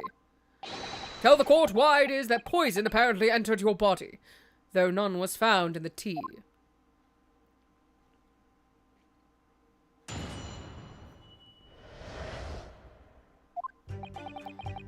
The Japanese man did come to my chamber with tea brewed in a pot. 'Twas in my cup alone that the wicked miscreant secretly poured his wicked poison. Whilst feigning distraction in our debate, ne'er did a drop of his own drink pass his lips. When he departed by and by, I did use the tea that remained in his cup to make my coins of ice. Thus 'tis no surprise that the poison be not found in the tea I did pour into the molds of soap. The poison was slipped into the cup after the tea had been poured. The normal way for poison to be administered, in my experience. Quite. Otherwise, it would be disastrous if the poisoner were to mix up the cups, for instance. But no poison bottle was found at the scene. Because, quite simply, the Nipponese took the bottle back to his own room. The absence of a vessel containing the poison only becomes problematic when considering suicide. Oh, something. Excuse you, phone. You need to be actually watching my chat, please. You are struggling today, I swear to God. I knew that. By now, it should be perfectly clear. A bar or two of cheap soap is wholly insufficient to wash the deep stains of guilt from the accused's hands. Ah! Shit! Sirs, madams, 'tis true that I, Shamspeare, be a common thief of gas. But, listen here, ladies and gentlemen.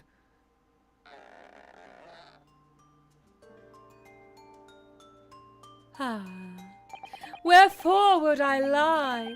Verily, I have no cause. I have naught to lose. Well, I do declare. Thank you for your testimony, witness. Counsel, proceed with the cross-examination. Yes, my lord.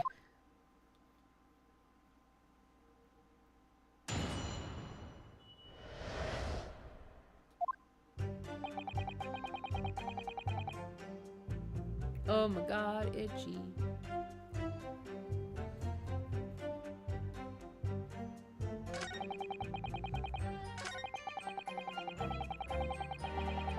This nose is going to drive me absolutely fucking insane. Objection. You claim that Mr. Natsume didn't drink a drop of tea on the night in question. But that's impossible. How? Chop logic? What is this, ye dark-clad fiend?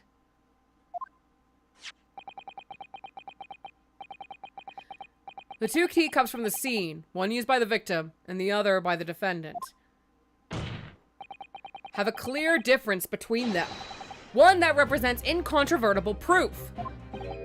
Incontrovertible? What difference? Look at the inside of the cups. Just here, there's a clearly visible ring. Yes, a tea ring. Commonplace enough.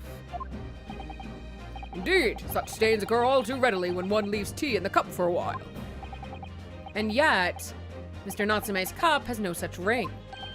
Good lord, you're right. It's completely clean. And prithee, sir, what makest thou of it? Exactly what Mr. Natsume told the court yesterday. The Japanese saying he quoted. Drink Tea. While it's hot. That's right, yes! The jittery Mr. Natsume was true to his usual self that night and drank his tea in no time. If, as you claim in your testimony, he didn't touch a drop of his tea, a ring would have developed on the inside of his cup as well, after the several hours the tea was left standing. But, in short, Mr. Shamspeare, you clearly lied to the court. Get thee to a nunnery! Objection!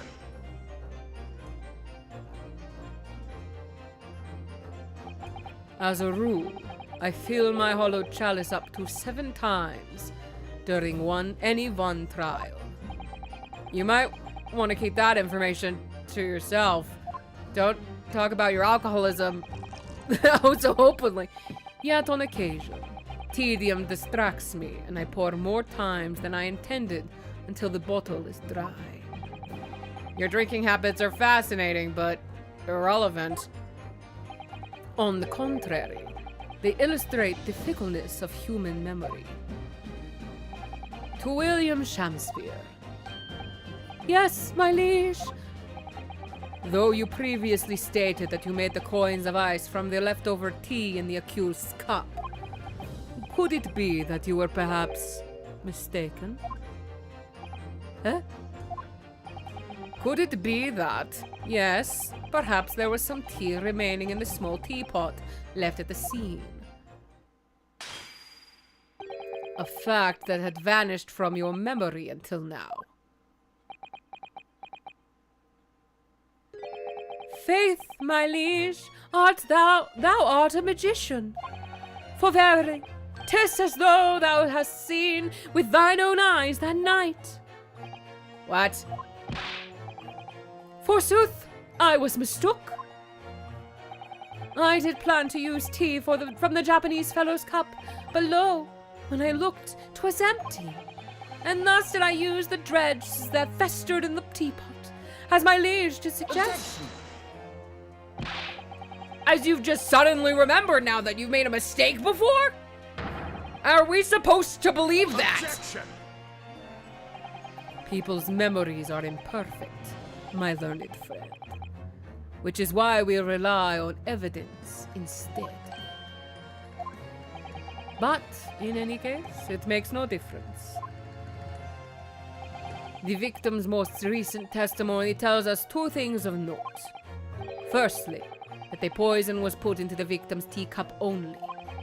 And secondly, that this spoiled cup was not the source of the insipid ice coins that have bewitched this court. prosecution makes a fine summary of the facts. Furthermore, that testimony remains valid and in full support of the established facts. In other words, I'm done with this bullshit. The inconsistency claimed by the defense simply does not exist. No! Bullshit! What does this mean, then? I do declare it means there's no issue with the gas thief's testimony. Apart from that bit about thieving gas, obviously. My lords, ladies, and gentlemen of the jury, I do solemnly swear, after I dine at Grubb's Grubbery Alehouse that night, naught did pass my lips but the black tea given me by the Japanese, whose back be stooped as low as death. And on what did you dine, sir? Why, I did partake of my favorites, a broth as wouldst be called soup, and a leaf as wouldst be called salad. An insalubrious menu, as the establishment where it was served. But you gods will give us some thoughts to make us men. Willingly would I suffer what punishment 'tis seen fit to serve a wicked thief of gas. But I pray ye wise and noble fellows, never forget the simple truth. That be one thing, and this be another. Jurors all, your humble servant Shamspeare doth entreat you, punish the Japanese fellow for his sins. My lord! If I may speak, my lord. Yes, Mr. Foreman. I believe we may have been duped by that rotten defense lawyer. By me! I do declare you may be right. We all know the waif there was making coins of ice to keep himself warm. But this lawyer lad says he's been stealing gas. He deserves a dose of poison, eh? He's been leading us up to the garden path, and that's what he's been doing. I really never said anything like that. But what we just heard from the victim there has opened our eyes again. Oh my god, that was weird. I like laid my teeth funny on that line, and I could feel it vibrate, and I did not like that. That was uncomfy. La, la, la. La, la, la. La. Ah, fuck. We've reached a decision in time, and we won't be swayed from it. The court acknowledges the position of the jury foreman, and will duly hear the jury's findings. What? No! You can't, just can't yet! Ladies and gentlemen of the jury, you will state your decisions now. Guilty! Guilty. Guilty. Guilty. Guilty. Guilty.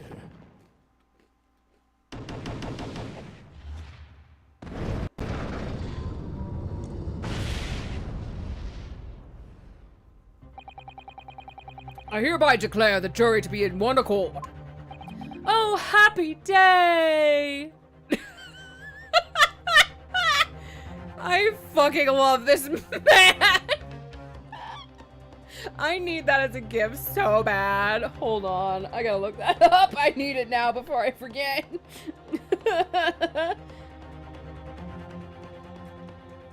Shamspeare gifts. Oh yeah, I guess I would try to bring up Shakespeare. Hold on. Great Ace Attorney.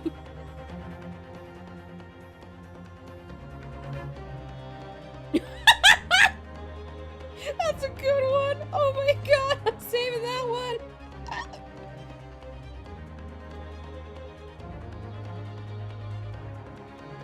I just want his little happy sway dance.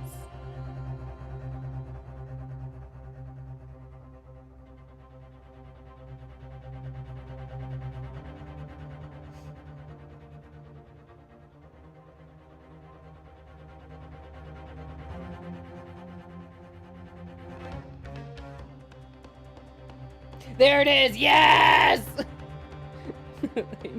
I don't care how grainy it is.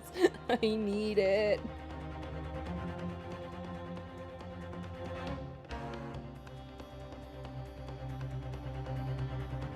You're so good. I'm saving too many of these. I don't even know when I'm gonna fucking use them, but God, I love them.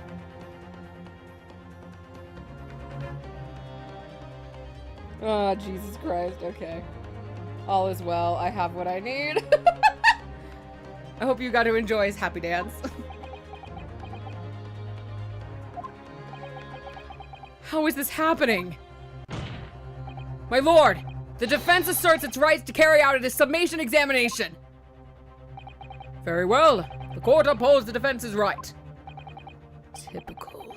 My learned friend is unable to accept the obvious truth. This trial will therefore enter its second summation examination immediately. Jurors, the court calls upon each of you to state the grounds upon which you find the defendant guilty of the crime of which he is charged.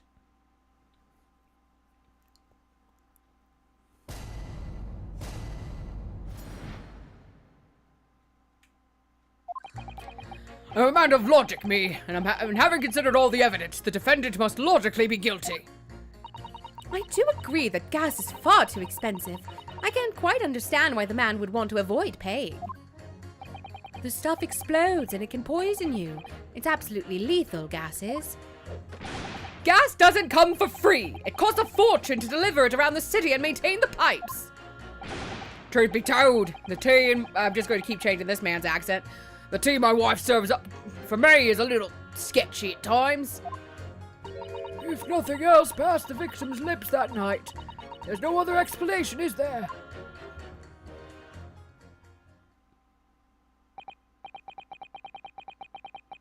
I do feel that perhaps personal opinion about gas and its supply has influenced decisions somewhat. You guys need to do better. I'm disappointed. But never mind. No, you really should mind. What the fuck? The truth is, our counter-argument wasn't as unassailable as we'd hoped. And Mr. Shamspeare was poisoned. There can be no doubt of that. Then how are we supposed to turn this around? I think we need to establish the method by which Mr. Shamspeare was actually poisoned. Our only hope is to demonstrate that to the court incontrovertibly. But that surely it's almost impossible at this stage. If we don't manage it, though, Mr. Natsume will be found guilty. No delays, counsel. Proceed with the summation examination.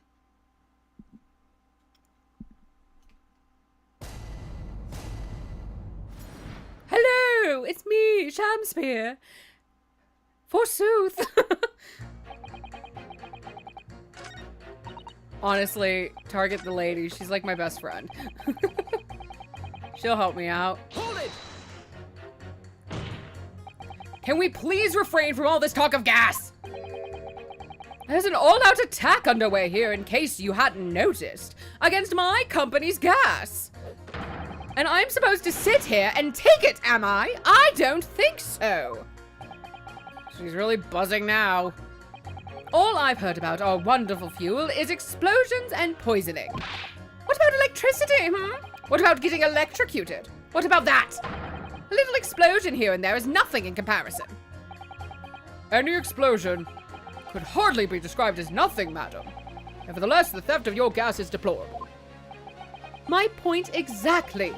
But the gas thieves aren't even the worst of our enemies.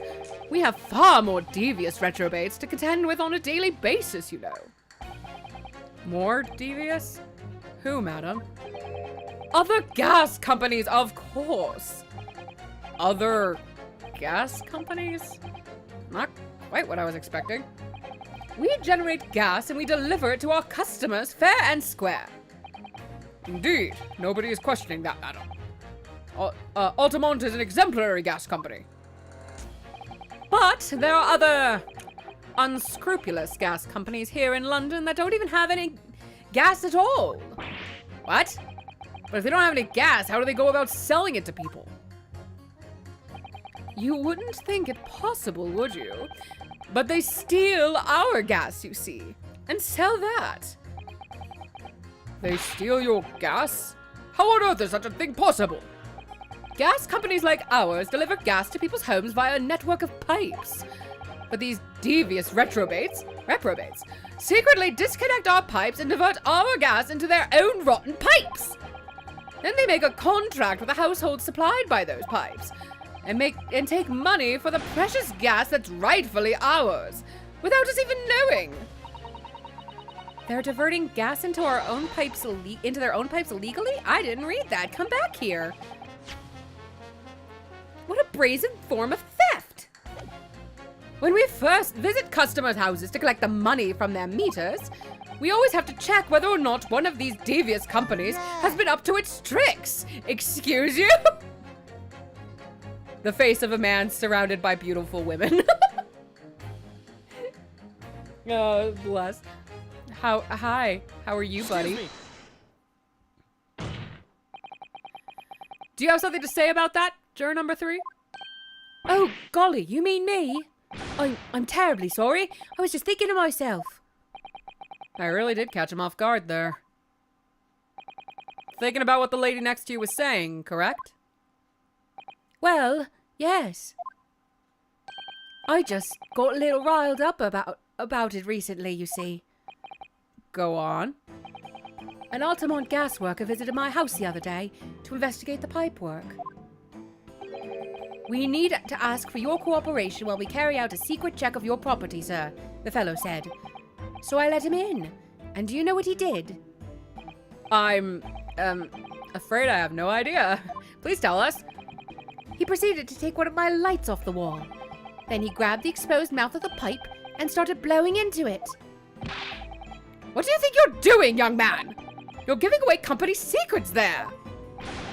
Oh, please, everybody knows. But it was very nearly the death of me, I can tell you. What do you mean? I'll explain if you don't mind. As I said before, these unscrupulous other gas companies connect their customers to our pipe network. Yes, but how does blowing into the pipes come into it? Obviously, there's gas in the pipes, and it's at a fairly low pressure. By blowing air through the pipe, you can make the pressure drop temporarily. And if you do that, any lights connected to the same pipe will flicker for a moment. Ah, I see. In other words, if upon blowing into the pipe, the lights of an adjacent property that has no contract with your company flicker, you can know that these devious scoundrels have been meddling with the pipes. Exactly, my lord. That's it in a nutshell. It's the reason why we have teams of workers going around neighborhoods to investigate which lights flicker. The trouble is, the particular worker who came to my house didn't know the strength of his own breath. He blew down the pipe with all his might, and you guess what happened, can't you? Well, if he blew hard, then... Wait, you mean... That's right. The lights didn't just flicker, they went out, along with the stove. Gas started pouring into the house. What a disaster! The gas supply must have been interrupted briefly because the man blew too hard, so the flames went out. I'm afraid I yelled at the fellow. "Are you trying to kill us all?" I said. So by disconnecting a lamp and blowing into the exposed gas pipe, it's possible to extinguish lamps and stoves connected to the same network of pipes. And then when the gas starts flowing again, it just silently seeps into the room. Mr. Naruhodo, I think perhaps... Yes, this is almost certainly the clue that we've been hoping for. Juror number 3, the defense requests that you amend your statement to include that information. Oh, well, if you like. I don't mind. Well, I do! That's our company's secret method of identifying the rogues that try to... Like I said, madam, it's widely known already. Very well. Juror number 3, you will amend your statement accordingly. Yes, my lord. Although I'm not really sure what the point of all of this is. Blow too hard into a gas pipe and you extinguish everything in the house. And then you're in real trouble. I'm going...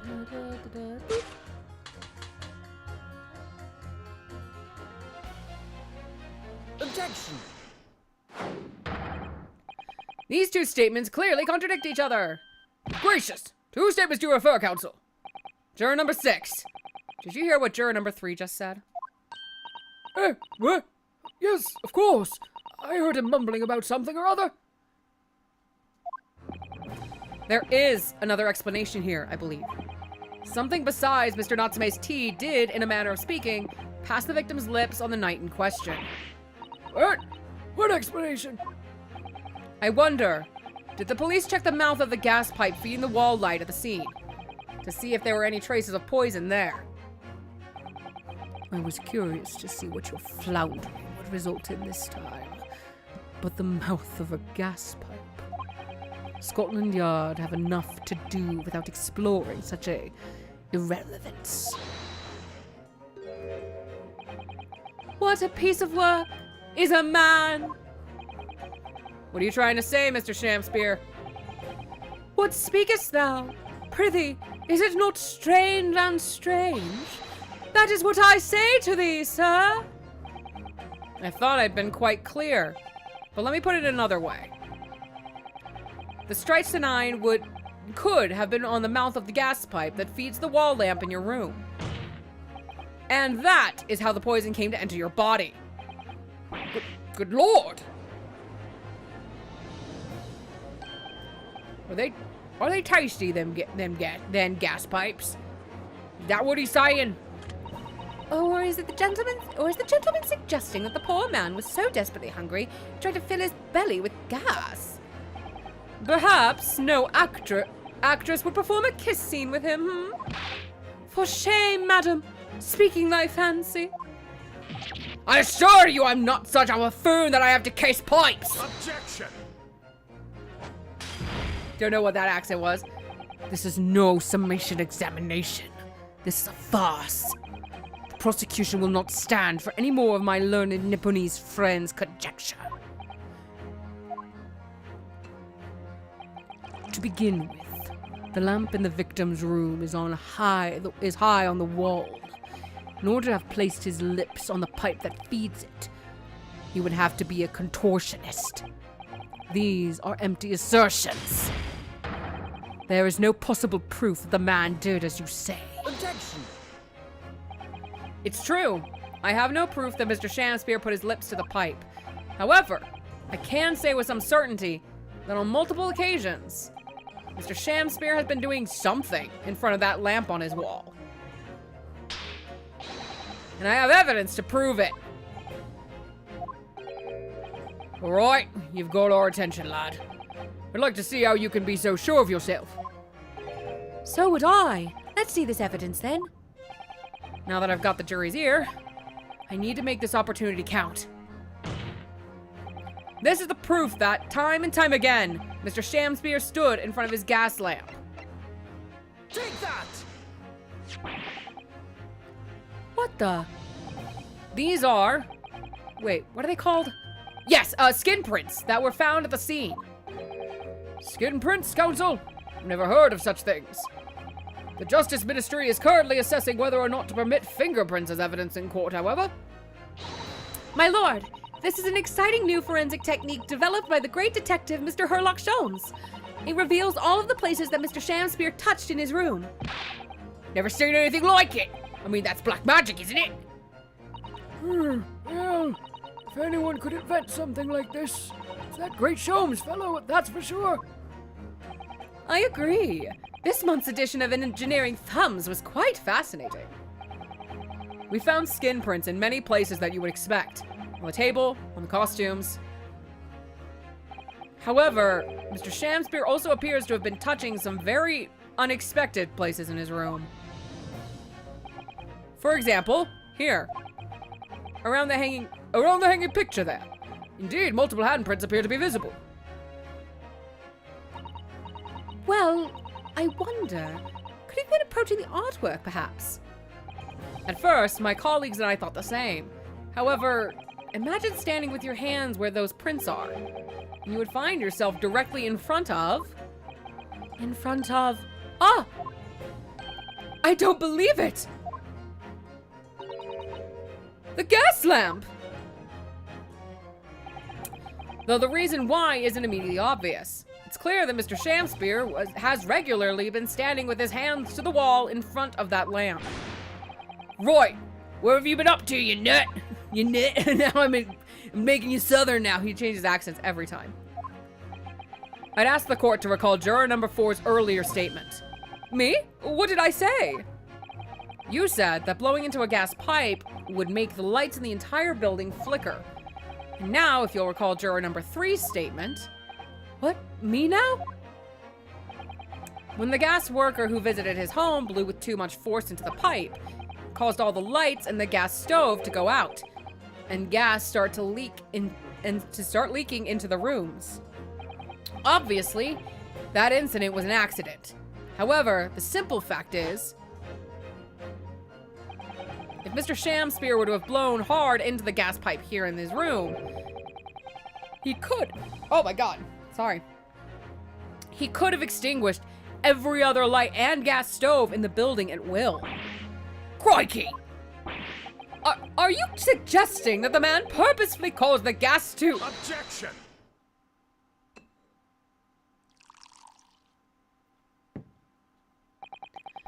Whilst I acknowledge that the prosecution is required to remain silent during a summation examination, I must toast my learned friend's utter disregard for the letter of the law. What is the meaning of this, Lord Von Zieks? This curious photograph, or whatever it is, presented by the defense, the so-called skin prints. Clearly, that cannot be accepted as any form of usable evidence in this case. But it's an exciting new forensic technique, developed by a great detective. It's nothing. A mere toy developed by an amateur sleuth with too much time on his hands. Certainly even research of this nature by the esteemed Mr. Sholmes cannot be recognized by the court as formal evidence. But... Please, my lord, if I may. Mrs. Otto? It was not the defense's intention to submit the skin prints as formal evidence. We merely wish to present the results of the great detective's investigation of the scene, as a tool by which to explain a possibility to the ladies and gentlemen of the jury. And, if the trial were to come to an end now, we should never learn the truth behind these mysterious handprints that everyone has now seen. I don't believe we can allow that to happen. I'm sure the jurors would agree.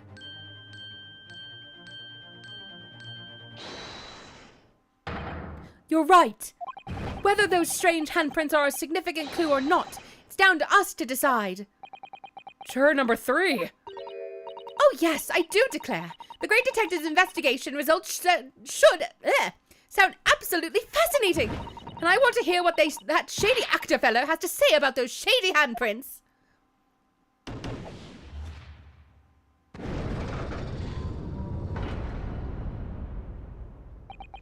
What's the matter with you two? I was foolhardy. Well, I did say it, didn't I? And I don't like to break a promise. No, wait! You heard his lordship. It's not fair.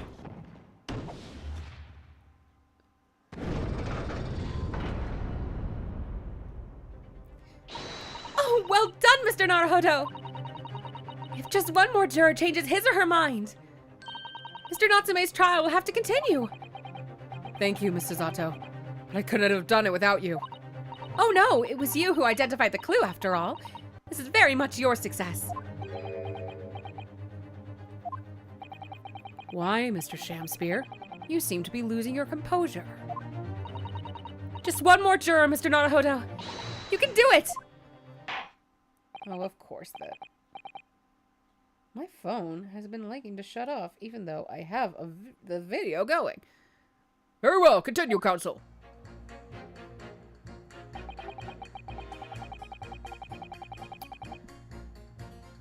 Hold it!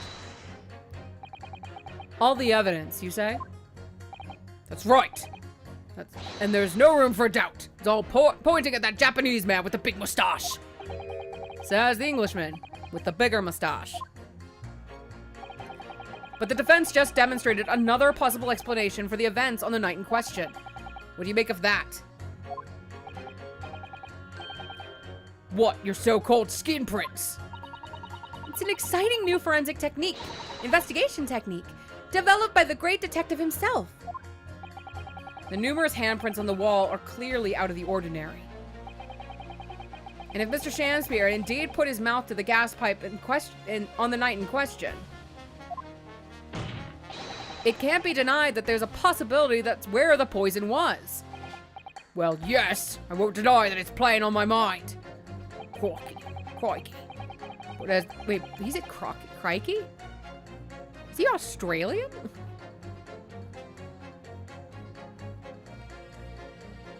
As the prosecution rightly says, we should pay no heed to unacceptable forms of evidence. Besides, Blah, blah. I can't decide this man's accent either. yes, even if the fellow had been up to some mischief with the gas pipes dozens of times before, doesn't mean he got up to the same shenanigans on the night in question, does it? Oh. You can't make your case better than that. I'm afraid I can't change my stance. You do make a very valid point, sir. What? That's true. Perhaps I was a little hasty. No, wait! Look, you've got your chance here, haven't you? So it's time to prove your theory. If you and your Japanese cohorts can, that is. Just leave your nationality out of this, please.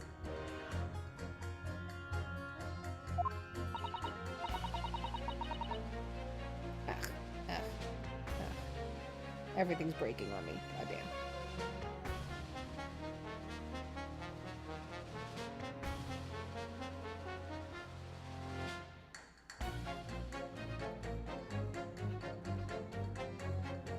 Oh, I see what's doing. Okay.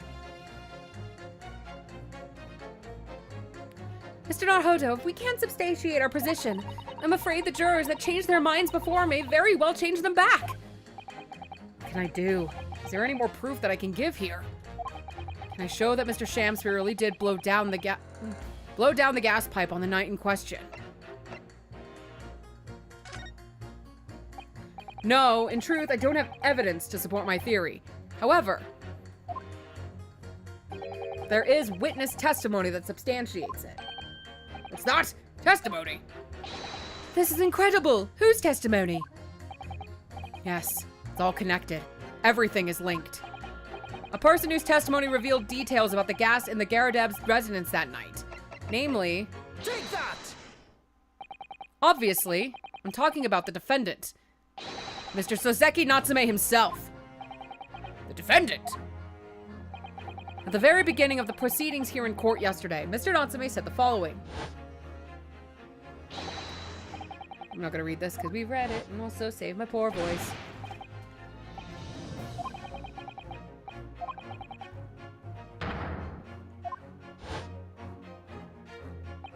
On the night in question, the gas in the defendant's room went out. So I asked the court, was that a mere coincidence or not? Good golly. So that Shamspeare fellow blew air into the gas pipe to make the man's stove go out on purpose? Now hold your horses there. What would you do that for? Mr. Foreman, What is it, man? we cannot allow judgment to be passed whilst this doubt remains. It's true that I don't have conclusive evidence yet. However, you must surely agree there is more to this case than meets the eye.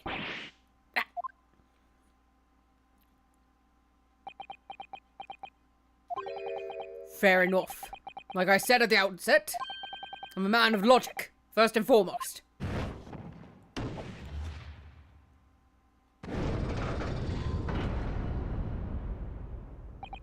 That's 4 jurors leaning towards not guilty, my lord. We've overturned the decision. Therefore, the defense calls for the trial to continue.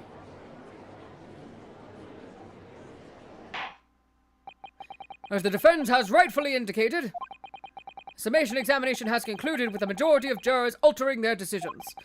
2 jury members now called guilty, 4 now called not guilty. Therefore, the jury's opinion is conflicted, and in accordance with the law of this land, I hereby order the continuation of this trial. Mr. William Shamspeare. My lord, how can thy humble Shamspeare serve thee? What say you in response to the various revelations made during the summation examination? So God mend me, do I solemnly swear I recall aught of either, the lamp or the pipe. But your handprints have made a tidy mess all over the wall there.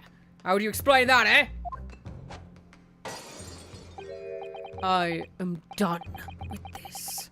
The dignity of this great courtroom has been sullied enough already. Juror number 5. Who, me? As I went to some pains to point out already, a print from the self-professed detective's toy has no place in a British court of law. As such, whether or not this man did indeed stand before the gas lamp with his hands against the wall remains at this time unestablished conjecture. You would all do well to remember that. Objection. But the prosecution must concede that it would be extremely simple to verify. Just order the mouth of the gas pipe feeding that lamp in Mr. Shamspeare's room to be examined. If there are any traces of poison there... Objection.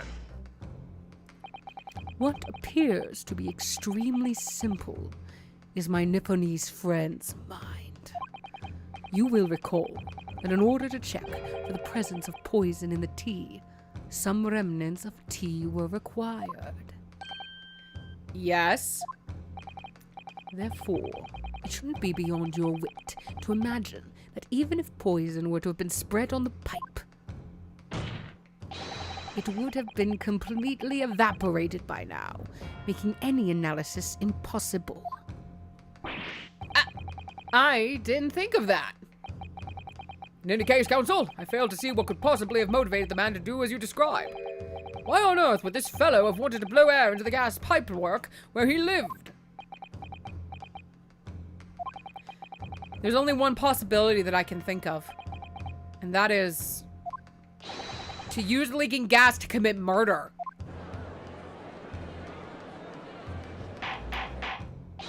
Order! Counsel! Precisely whose life do you propose this man was plotting to end? The answer couldn't be simpler.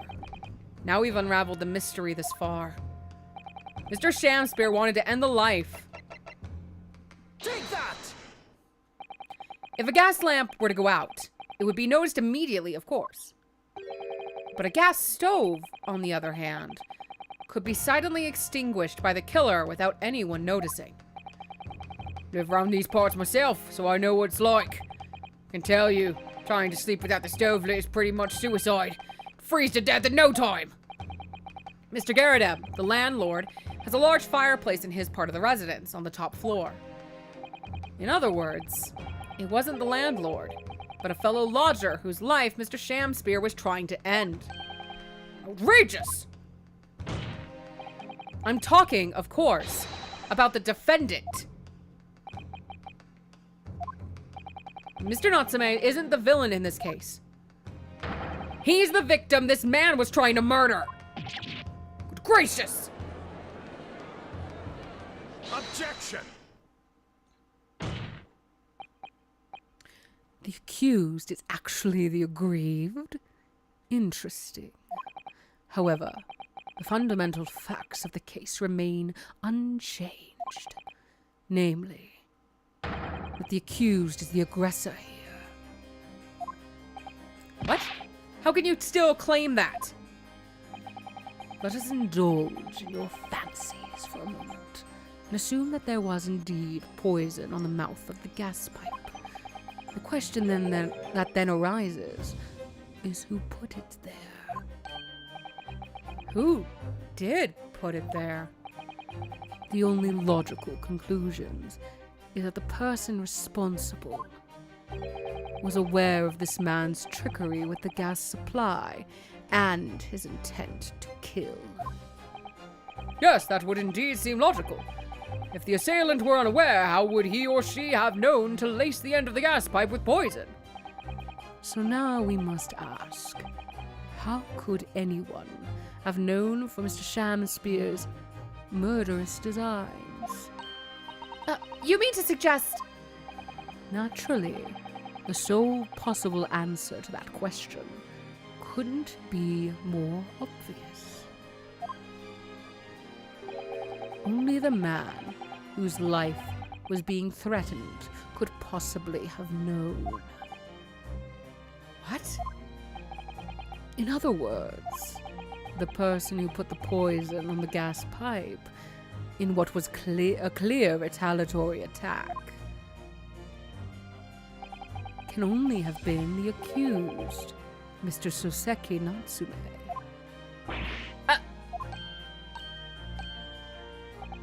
Whatever Mr. William Shamspeare may or may not have contrived to do, he was nevertheless the victim of a potentially lethal poison attack.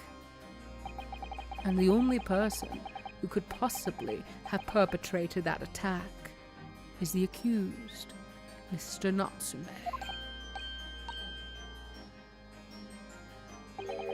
The defense counsel's theorizing has failed to avert suspicion from the accused. Far from it.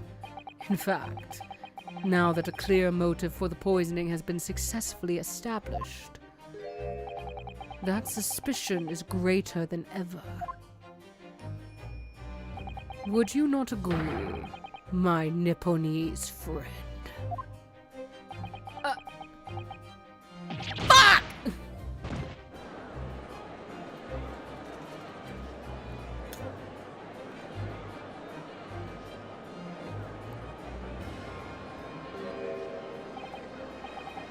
How did he manage to turn that around on me so rapidly?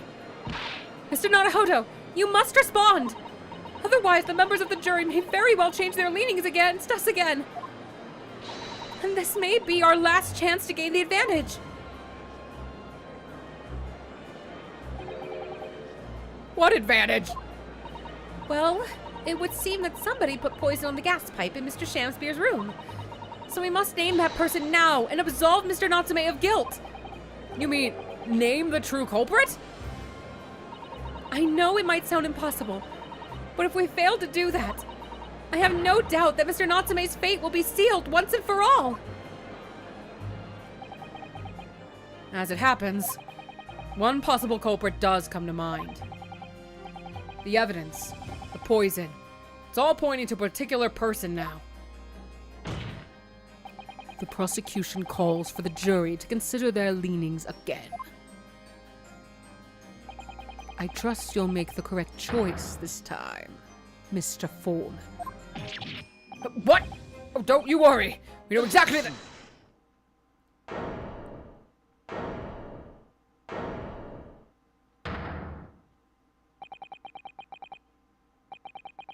There is one other person who I believe could have been involved in all of this. The true culprit of this crime. The true culprit! A term found only in second-rate novels featuring third-rate great detectives, my Nipponese friend. But why not? This farce has gone on for so long already. I see no reason to cut it short before its disappointing climax. Thank you. I will disappoint you happily. Tell us, my learned Nipponese friend, what is your latest theory? Who is the so-called true culprit of this crime? So sad. So sad. The name of the person responsible for the poison that afflicted Mr. Shamspeare is, I believe, Miss Olive Green. Miss Olive Green? Miss Olive Green. I do feel as though I've heard that name in the recent past, Counsel, but I don't recall where. Miss Olive Green? The woman from 6 days ago? The victim in the recent case of stabbing on Briar Road. An incident for which Mr. Natsume was arrested, I hasten to add. Oh, of course, yes. Miss Green. She was left comatose for some 3 days, I believe. But I hear she regained consciousness 2 days ago. And I hardly need remind the court that Mr. Shamspeare's poisoning took place 3 days ago. Given that the woman was lying comatose in a hospital bed at the time, She appears to have a rather fine alibi. True. On the night that the incident occurred, Miss Green was in hospital, unconscious. So on the face of it, it would seem that she couldn't possibly be responsible, but still. My colleagues and I visited Miss Green in hospital yesterday, and we found her to be in possession of a bottle of poison. Good gracious, she had poison? And there is another fact that links Miss Green to this case as well. The defense requests that she be brought to the witness stand in order to explain the details to the court. Tell me, Mr. Shamspeare. My lord, pray, what be thy bidding? Are you acquainted with Miss Green? No, never heard of her. Judging by the look on Mr. Shamspeare's face, I think perhaps he generally doesn't know her. At least, not by name. As the voice of Her Majesty's prosecution here, I adhere to my word. We will see my learned Nipponese friend's farce through to its conclusion. I appreciate that. The prosecution requests a short recess, my lord, in order to subpoena the witness and bring her here. Yes, Miss Olive Green. Indeed, my lord. 1 hour should be sufficient. Very well. I grant the request. Excellent. I hope. The defense has made a most extraordinary accusation, I must say. But at the present time, I feel the prosecution's argument remains largely uncontested. Accordingly, I'm afraid the defendant and his culpability remain the sole subject of this court's attention. Thank you, counsels. We reconvene in 1 hour. Court is adjourned.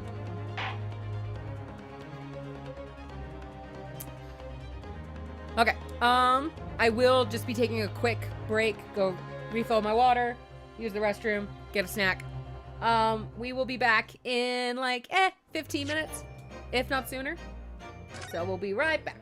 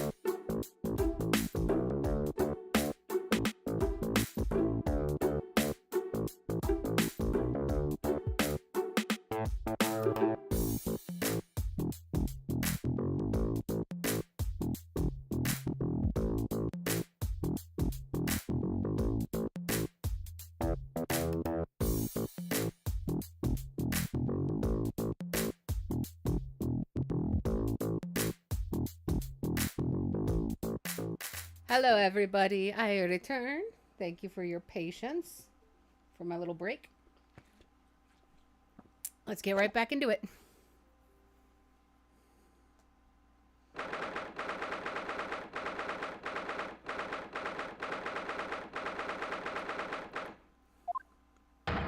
Joyful, jubilant jumping jacks! Oh, Mr. Natsume. I'm so pleased for you. Locum student Mr. Naruhodo Esquire and non-locum judicial assistant Miss Mikotoba Esquires. Now finally, at long last, there can be proof. Proof that I'm innocent and proof that my tea is innocent. Ah, good morning, my dear fellows. Ah, you look shooms. Now you drink my tepid tea and fall forever silent. I thought the tea was innocent. Oh, Mr. Sholmes, you came! How wonderful! Please save your derision. I know what you're all thinking. Good morning, he says, when it's very nearly time for luncheon.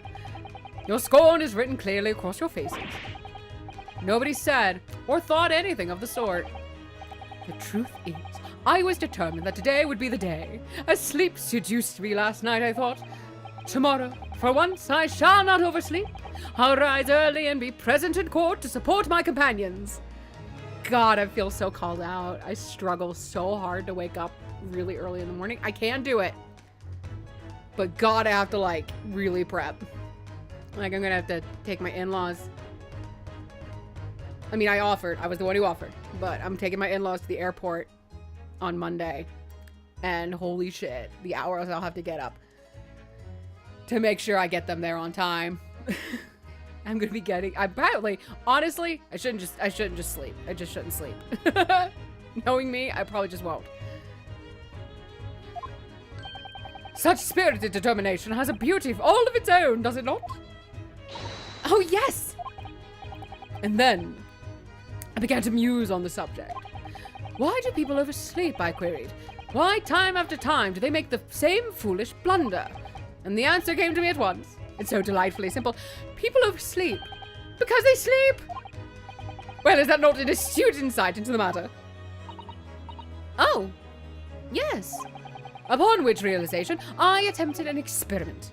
I didn't sleep a wink at all last night. And the results? By first light, I was exhausted and began to be assailed by fits of drowsiness. Shocking. And so, the conclusion of last night's experiment is this. A good night's sleep is quite simply essential. Yeah, I think most of us probably knew that already. What others presuppose, I prove by experimentation. That, my dear fellow, is the scientific method. Ah, yes, and one more thing. Do you remember this? Yes, of course. It's the poison Miss Green was about to drink at the hospital yesterday. Oh, you didn't manage to... It was a laborious task, as the bottle was nearly empty, but such inconveniences do not hinder shows. I managed to confirm that it contained strychnine. So I was right. Perhaps. Though, of course, such circumstantial evidence doesn't prove Miss Green's guilt. I shall leave the bottle in your care now, but licking the inside of the neck is not recommended. Good. Who wants a word with me? Hold on, I gotta stare at this bottle of poison. No, there's not like any markings.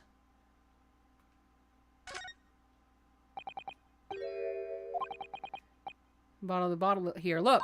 Oh, it's showing. You mustn't be tempted to try it. Of course not! As long as we don't lose this oh my god. Don't make jokes. Oh my god.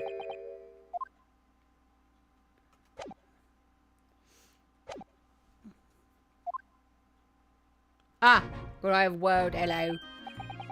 Gregson, how good of you to come. Forget it, excuse me. Wait a minute, Inspector. Oh, you just forgot your chips. I don't wish to make a nuisance of myself. From the look on your face, I'd say it's someone else who you think is What? Else who you think is making a nuisance of himself. My dear Inspector, please speak freely. Pretend that I'm not here. Believe me, if I could do that, life would be a whole lot simpler for me. Do you have the results, Inspector, of the investigation of Mr. Shamspeare's room? Not yet. Shouldn't be long now, though. No, I'm here about something else. That dead convict, actually. Oh, you mean the man from this newspaper article we discovered yesterday in Mr. Shamspeare's room? A man by the name of... yes, Selden. Went through the archives at the yard and dug up out the fellow's file. There's something in there that... well, it caught my eye. Something caught your eye? What, Inspector? What? I've copied out the relevant parts for you, so you can read it for yourselves. Thank you. These documents. I'm gonna read them before you have a chance, bitch. 18 counts of burglary, 6 counts of suspected murder. Jesus. Natural causes. Oh. That'll be a problem. I haven't tried hooking up the Switch 1 controllers. Like the Pro S controllers. Maybe that will work. I'll have to see. The esteemed 1,000 pounds worth of loot. He blah blah. Manchester Strangeways Prison announced the death of the convicted murderer and burglar Selden by natural causes. Suffering with fever since October, alerted by the shots. Oh, that's the same thing.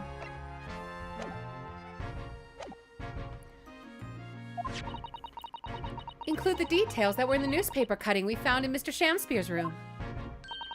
I'll rearrange everything in the court record so we don't have duplicate information. Thank you. Why are you giving us a copy of this important file, though? Well, you're the ones who turned up the clue in the first place, aren't you? I'm just making sure things get handled in the proper fashion. Oh, Scotland Yard's workings are so wonderful! Indeed, my dear fellows, and the inspector here is a shining diamond in its crown. A shining diamond in the rough, maybe. Look, just don't want to be beholden to a lawyer, that's all.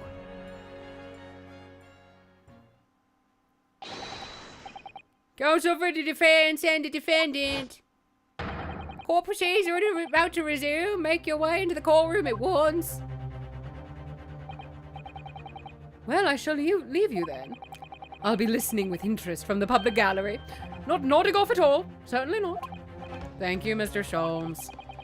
I'm rather tired of seeing Mr. Moustache in floods of tears, personally. So the best of luck to you.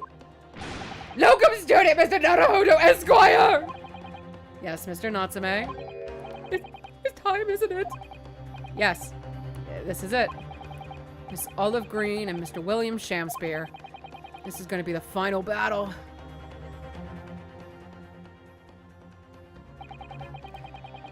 I won't really have saved Soseki-san until I've exposed the whole truth of everything that's been going on. But it's all coming to a head now. You could do it, Ryunosuke. You have to.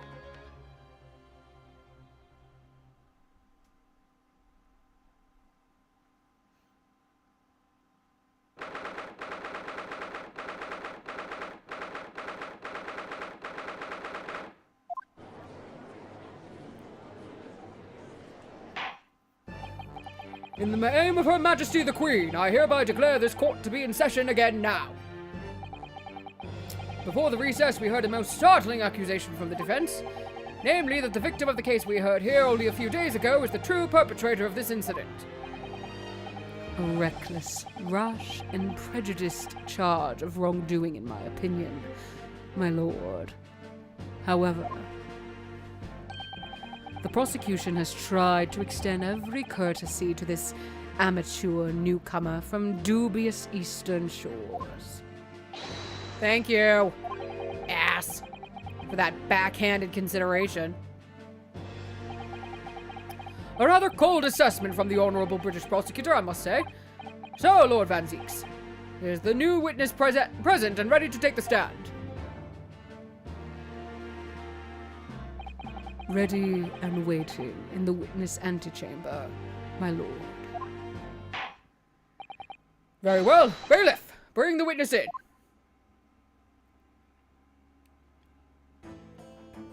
I'm glad you get to paint, Missy. Good for you.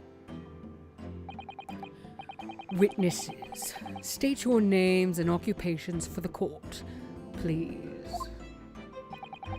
William Shamspeare, my liege. For mine occupation I can say only that I be a tragic victim to be pitied. Currently unemployed, in other words. I'm Olive Green. I'm a fledgling artist. Well, no. Not a fledgling, really. A hopeless failure who's too weak-spirited to admit she has no talent, I suppose. Also currently unemployed, in other words. What a coterie? Sure. I don't know what that is. Mr. Shamspeare? My lord, I am thy humble servant. I am afraid that you are no longer merely the victim in this affair. The possibility has been raised that you are in fact the assailant intent on taking the life of your fellow lodger. The part you have played in this whole business will be thoroughly scrutinized, I assure you. I would for naught else, my lord. And Miss Green? Yes? Are you kidding me right now? Leaf blower man. You guys usually do this shit in the morning. What are you doing here, leaf blower man? Go the fuck away, leaf blower man. You are aware of the reason you've been summoned to this courtroom today, I presume? Yes, the officer did explain. He said I poisoned this ridiculous buffoon. And do you accept the charge, Miss Green? I don't know anything about any poisoning. And I don't know anything about this man. Come, lady, die to live. Verily, I know not thy prickly, pigmented personage. Very well, let us proceed with the matter at hand. That being to ascertain whether or not Miss Green has any involvement in this affair. It's all very strange. Very strange indeed. Why would you suspect me? I barely even go to the East End anyway. So happens that I passed by that neighborhood 6 days ago, that's all. On the night that this man was poisoned, I was still in hospital, fighting for my life. Yes, having been unfortunately caught up in the incident on the street outside the Gerardov household. An incident that rendered you unconscious for some 3 days. I was struck in the middle of my back with a knife, through no fault of my own, and now I'm under suspicion. What other irrelevant things might I be suspected of? It's all very disturbing. Your energies may be better spent worrying about random knife attacks, I feel, Miss Green. At this point in time, all that appears to connect you to Mr. Shamspeare's lodgings is the Briar Road incident of 6 days ago. That's why we would like you to testify formally now about what exactly happened. Oh no! The incident 6 days ago? You mean you want me to relive that awful accident? Unfortunately, yes. Please tell the court what happened that day. And of course, we will be interested to hear from you and your movements that day too, Mr. Shamspeare. But what happened 6 days ago has nothing to do with me being poisoned. I'm confused. Sir! Let us proceed then. The witness will present their formal testimony to the court on the subject of the incident that took place on Briar Road the evening of the 17th of February.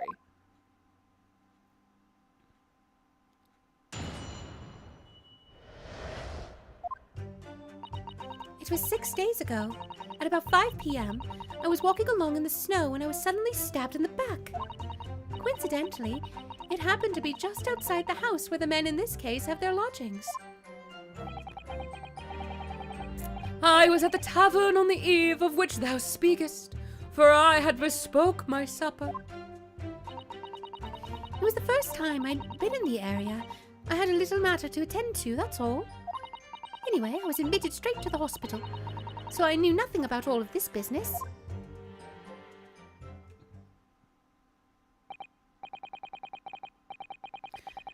Yes, the second incident inside of a week as what I believe to be aptly described as the haunted lodgings. One can only presume this is a most unfortunate coincidence. Meanwhile, you say you were not in your room, Mr. Shamspeare? 'Twas the following morn when I did awaken that I learned of the dire event. Mary, what a commotion did the officers of the law make on the floor above mine! When Soseki-san was arrested on suspicion of attempted murder. As suspected, there is nothing connecting these two witnesses but happenstance. It's true. It does seem as though they're unrelated at first glance. But I'm not so sure. There's something lurking in the shadows here. I feel certain of it. And this is my one and only chance to expose it. Counsel, you may now cross-examine these two witnesses if you wish. Yes, my lord.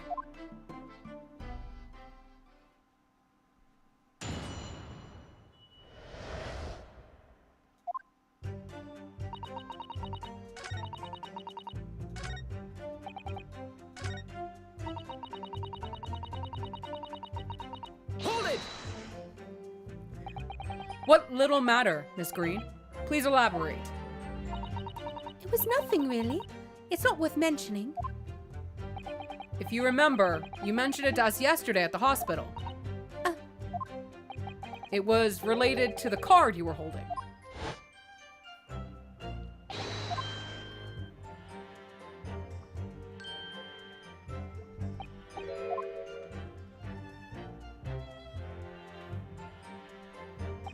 From memory, I believe the card contained a note that read, "I have information regarding the death of Duncan Ross." What does that matter? This has nothing to do with Duncan. Excuse me. Hi, what are you doing? Mr. Shamspeare, do you have something to share with the court? Do you have something to share with the class? To be or not to be, that is the question. Ah, pray forgive me. The great bard's word springeth from within me with never thought. Don't tell me. It's because you're possessed by Shakespeare's spirit right now. Hearing Miss Green's words a moment ago seemed to make you think of something. Something of relevance, perhaps. Well, nay, sir. Nay, sire. 'Twas nothing at all. Presumably you know the name, though. Mr. Duncan Ross, I mean. After all, you were both lodgers in the same house. I would it were so, but sadly nay. Lodging be a lonely occupation, sire. My lodging fellows be rarely known to me. So you haven't heard of him, even though he passed away in the room just one floor above yours? Miss Green? Me, my lord? Have I done something wrong? The card that was mentioned before, containing the note. Do you have it upon your person? I do, yes, but I don't need it anymore. In fact, I should throw it away, really. Before you dispose of it, the court will take it as evidence, please. Of course. That's what links Mr. Shamspeare and Miss Green. In fact, I'm going to double check you, Duke. The envelope has been ripped open rather carelessly, hasn't it?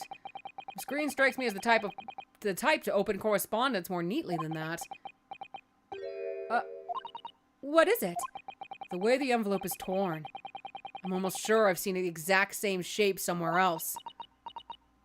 Oh, you don't mean...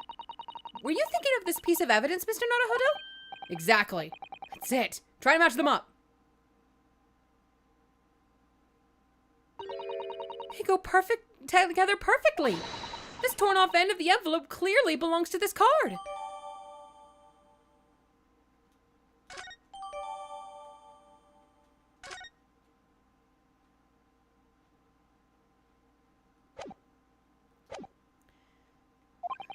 It's Duncan Ross.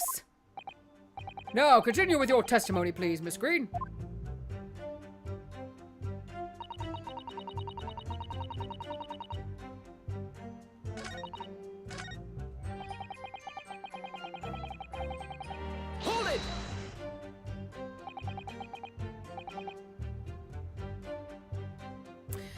A tavern, you say? Which one? 'Twas the Slug and Salad where I did tarry. 'Tis a jewel in the East End. And a little unexpected, I feel. What do you mean, Lord Von Zeeks? The Slug and Salad offers unusually fine dining. For the locality, at least. Not an establishment you'd expect to be patronized by a man with not even a crumb of bread in his room. It's true. The menu lists premium crusts of bread and glasses of water in different levels of cloudiness. I would have expected Grub's grubbery. Yes, I know. I realize you're dying. You can live a little longer. In the local vicinity to be more appropriate for your means. Watery soup and mushy peas. Or rather, soupy water and pea-like mush. All equally appetizing. I just wanted to try some water in a different pub for once. What's wrong with that? How different can water really be? Or perhaps there's a more plausible explanation. A specific reason why I had to go to that particular establishment. Agreed. The fact that on that day of all days he dined at a place he wouldn't normally does stand out. So Mr. Shamspeare's own actions on the day of the incident 6 days ago were slightly suspicious. I wonder if we have some evidence that can explain those actions. Mr. Shamspeare. Yes, sire. On the day in question, is it not the case that you visited the Slug and Salad, a place you don't normally patronize, for a very particular reason? I don't know what you're talking about. Pray, if thou hast some purpose, speakest. Very well. I will present the court with evidence. Evidence that explains why you had to be at the Slug and Salad that day. Namely... Take that! I believe this card reveals the answer. Good lord! Miss Green's card, you mean? That's right, my lord. It reads, I have information regarding the death of Duncan Ross. Come to the Slug and Salad on Briar Road at 5 p.m. on the 17th. Don't tell anybody else about this letter or the meeting. It is a matter of utmost importance.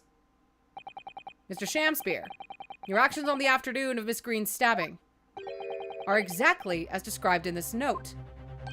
Huh. Personally, I find it hard to believe that's a coincidence. Don't you, Mr. Shamspeare?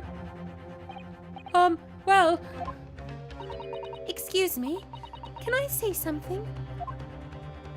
Yes, Miss Green. That card was delivered to me. It doesn't have anything to do with this old man, does it? Well, you'd think so, yes, but it's hard to believe it's merely... My lord, may I? May you watch, Miss Green. I'd like to make something very clear about that card. Very well then, you may amend your testimony to include details about that particular note. This note was delivered to me at my address. It's nothing to do with the old man next to me here.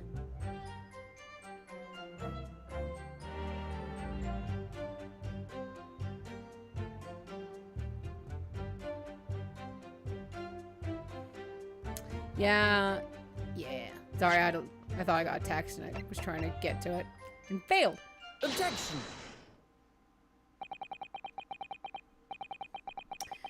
The day before the incident, exactly 1 week ago now, this note was delivered to your address. And upon carrying out the instructions in the note, you found yourself in hospital. Yes, I did. It's terrible, everything that's happened to me. Yes, it is terrible.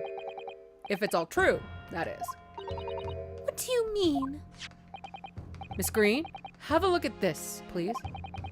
It's the torn off end of an envelope. Oh, is it? And it so happens that it fits together perfectly with the envelope of the note you received. Where'd did you find that? In Mr. Shamspeare's room. Eh? In my room? Mr. Shamspeare, do you perhaps remember this note from somewhere? Well, Your actions that afternoon follow the instructions of the note to the letter. Come to the Slug and Salad on Briar Road at 5 p.m. on the 17th. And so that's exactly where you went. Let me ask you again, Mr. Shamspeare. You already knew about this note, didn't you? And you, Miss Green. what did I do? As this torn off end of the envelope proves, the note was originally in Mr. Shamspeare's room. So how is it that it came to be in your possession? I don't have the first idea.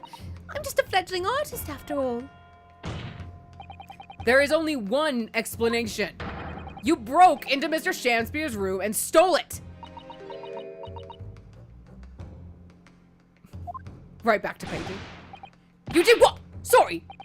You did what? Sorry. Thou hast what? You broke.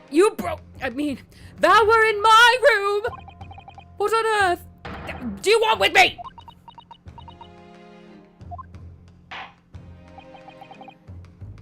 It would seem that both witnesses need to testify again.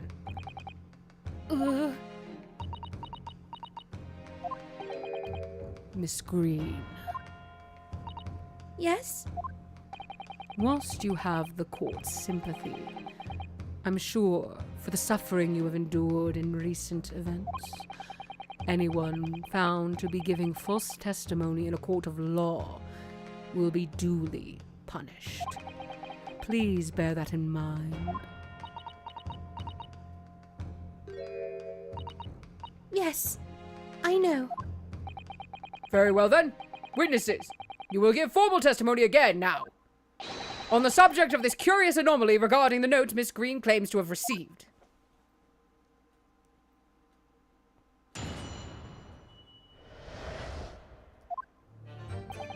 I do remember now. 'Twas a week ago. Pre-adventure, that note was delivered unto me. On the day writ therein, I did tarry a long hour at the Slug and Salad, yet nobody came. Thereafter, on the evening I shared the company of the Japanese fellow, I did see the note had vanished. I don't know what you mean. You think I snuck into this man's room, do you? Why would I? I can point out the villain here. And as for that torn off piece of the envelope, I don't know anything about it.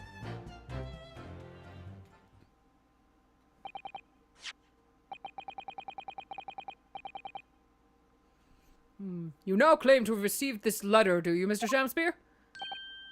Faith, 'tis so, my lord, and I would swear to have set it upon the table in my humble lodgings. Yet, 'tis clear to me now that since I returned it from the tavern that night, I have not laid eyes upon it. Well, that being the case, young lady, it would appear that your testimony was... A lie? Is that what you think? How unfair of you to think I'm the one lying. I beg your pardon? I'm just a fledgling artist, as I said. And a fledgling artist and fledgling artists don't lie. That note was delivered to my address, to me at my address. Besides, we all know who the liar around here is. If that's true, Miss Green, how do you explain the facts? This part of the envelope was, without question, found in Mr. Shamspeare's. I don't see why I should explain. Sorry?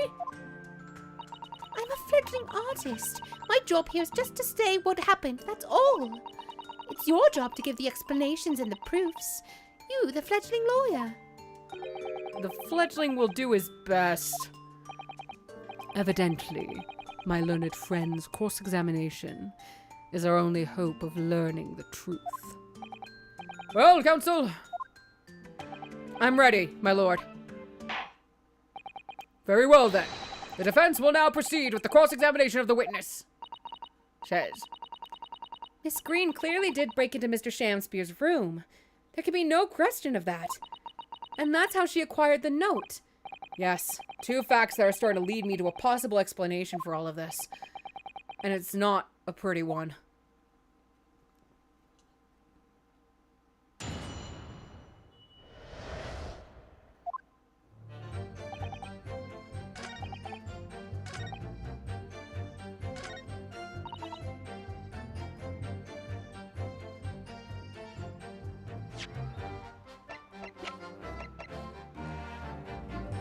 Objection!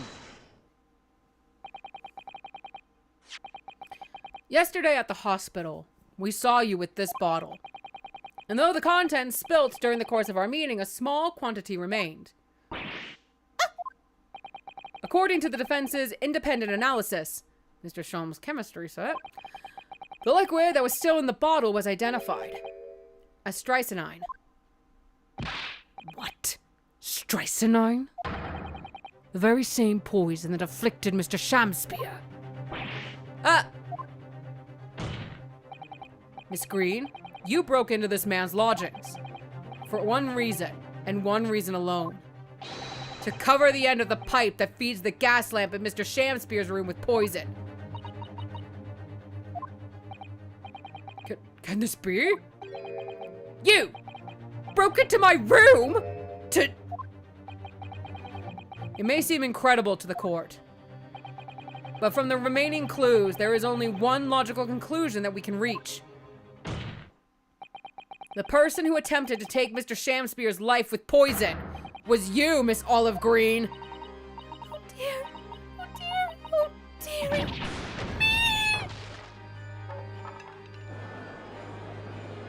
Aw, cutie patootie. Sorry, I love her. I love the sprite work they did with her. Order! Counsel, are you seriously suggesting this woman put poison on the end of the gas pipe with intent to kill? Yes, my lord. There's no other way to explain the facts. But if Miss Green did indeed set this odious trap 6 days ago, and the victim had put his mouth to the pipe that very evening as expected, the attempted murder would have happened 6 days ago, surely. Well, that's a very good point. Perhaps not, my lord. I beg your pardon? There was a significant police presence in the area that evening, on account of the incident on Briar Road. Local residents were being interviewed throughout the night as part of the ongoing inquiry. A circumspect criminal would likely have chosen not to carry out any wrongdoing at the time. Lord Von Zeeks? And of course, the following morning, there was more activity at Mr. Shamspeare's address. More activity? Yes! You mean his fellow lodger, Mr. Natsume, being arrested on suspicion of murder? That's right. And as the defense has already proposed, Mr. Shamspeare was meddling with the gas in the pipe for a very sinister reason himself. To cause the gas stove in Mr. Natsume's room to go out, thereby asphyxiating the occupant. But once Mr. Natsume had been arrested, his room was under constant surveillance by the police. In the circumstances, Mr. Shamspeare had no reason to blow air into the gas pipe. His intended victim being in a prison cell. With the need to tamper with the gas removed, the poison in the pipe lay dormant. And then, 3 days ago now, the situation changed again. Right! Mr. Natsume's trial, which took place here at the Old Bailey, came to an end. A trial in which the man stood accused of stabbing Miss Green in the back, but was duly acquitted. That resulted in Mr. Natsume returning to his lodgings for the first time in 2 days. And that very night, his gas stove mysteriously went out, and Mr. Shamspeare was mysteriously poisoned.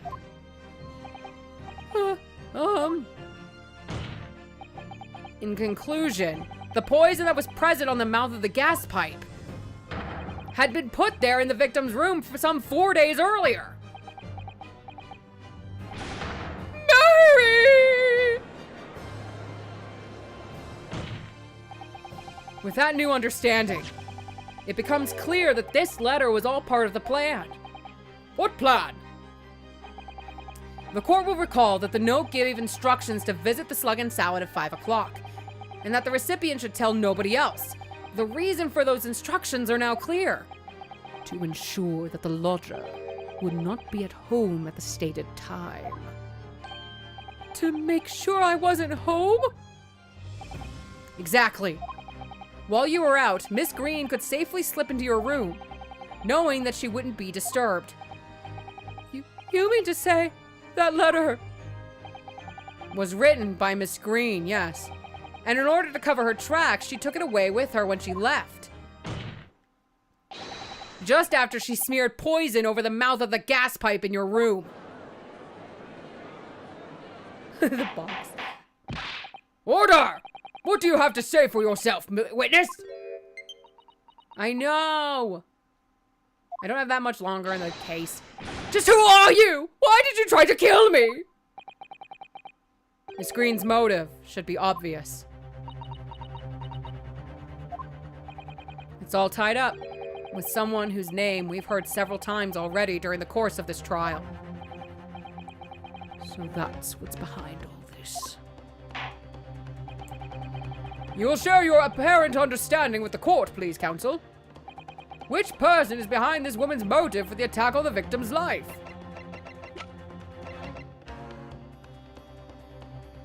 Take that! So sad. Duncan Ross. That's right. Before the defendant, Mr. Natsume, took up residence in the lodgings of at Mr. Garadeb's, somebody else was renting the room. Mr. Duncan Ross. I knew I heard the name somewhere else. It was all over the papers a month ago, when the man died in the strange circumstances of the haunted lodgings. That does ring a Of course, yes, I remember now. The young man they claimed was strangled by the convict's curse or some such. Sadly, my lord, it wasn't a curse of any kind, nor was it an accident. The man died as a result of Mr. Shamspeare blowing into the gas pipe and causing gas to leak into the room. It was murder, plain and simple. Ah!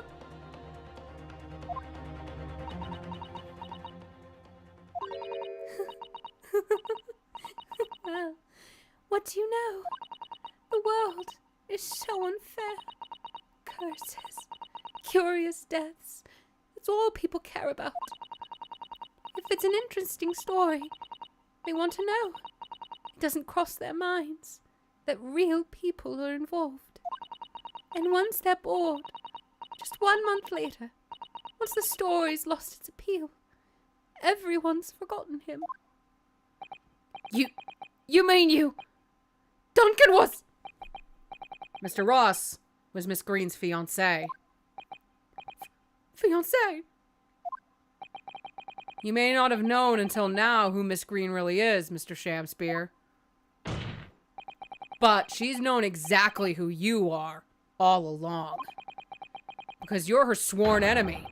The murderer who took the life of the man she was to marry. Marry? Miss Green, is it not the case that in order to exact revenge on Mr. Shamspeare, you smeared poison over the end of the gas pipe?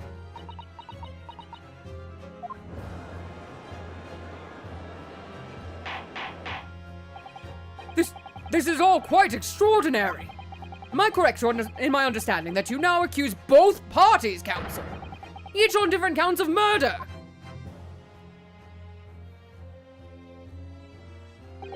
Yes, my lord. That's correct. Objection! Inhaling so deeply, it appears that my fledgling learned friend has taken in a lungful of dubious gas that's causing his judgment to be clouded. What? Why would Mr. Shamspeare have wanted to kill these lodgers, as you say?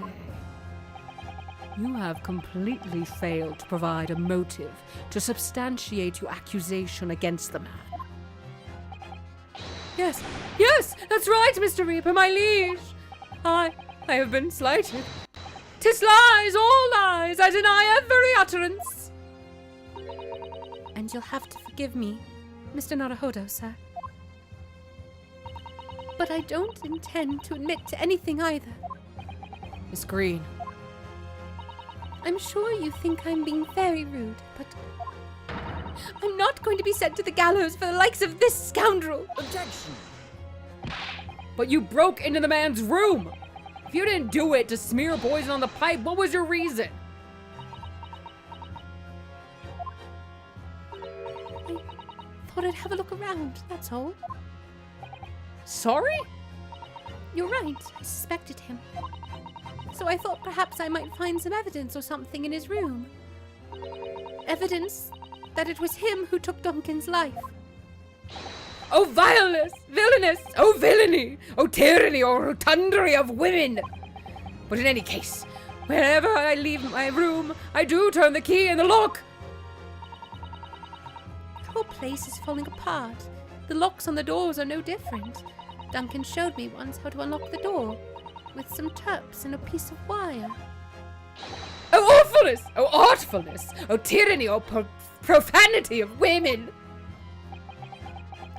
We will consider your trespassing on some future occasion. But for now, tell the court what you found, what evidence your search revealed. Well, I spotted the note that I'd sent him lying on the floor.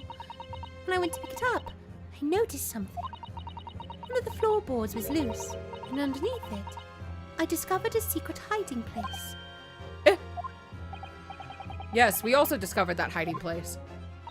Inside, we found a newspaper cutting, a photograph, and An empty tin box. Ah, yes. Well, the thing is, when I found it, the box wasn't empty. What? There was something in it? Yes.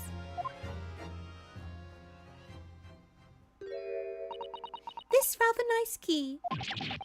Ah! What are you doing with that? what the? Every ounce of color has drained from his face. Give it here! Give it to me now! It's mine! I inherited it! What was that, witness? What did you say? You inherited it. No, What's all this about? He inherited that key? It was obviously important to you, since you'd gone to such lengths to hide it. So I took it. I don't know what it's for, but you took something precious from me. So I took something precious from you. So what if it means you can't open something now? I don't care. Give it back this minute! Give it to me! Calm yourself, witness!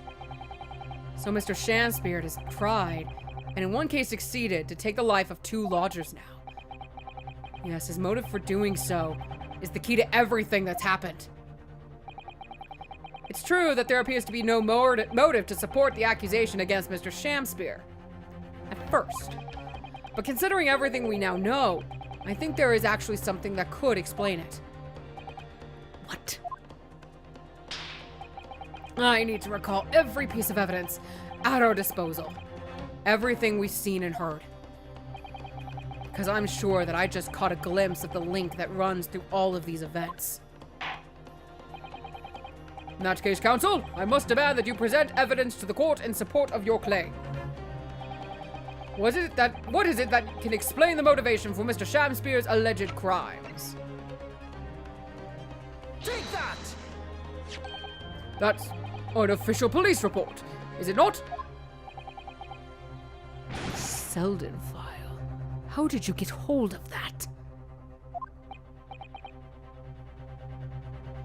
Selden? The now sadly deceased Mr. Ross and the defendant, Mr. Natsume, have only one thing linking them. The fact that they had lodgings in the same room. Well, yes, we know this, certainly. A room that was formerly occupied by Selden. Until, that is, he was arrested by Scotland Yard for his involvement in multiple burglaries. My throat made a funny noise there. I see. And it so happens that the convict Selden left behind one very substantial mystery when he died. The sum of 1,000 pounds worth of loot that he stole, which as yet remains to be found. Ah, of course. It's coming back to me now. It's written in this file here. 1,000 pounds lost en route to hell. That was how the papers summed it up.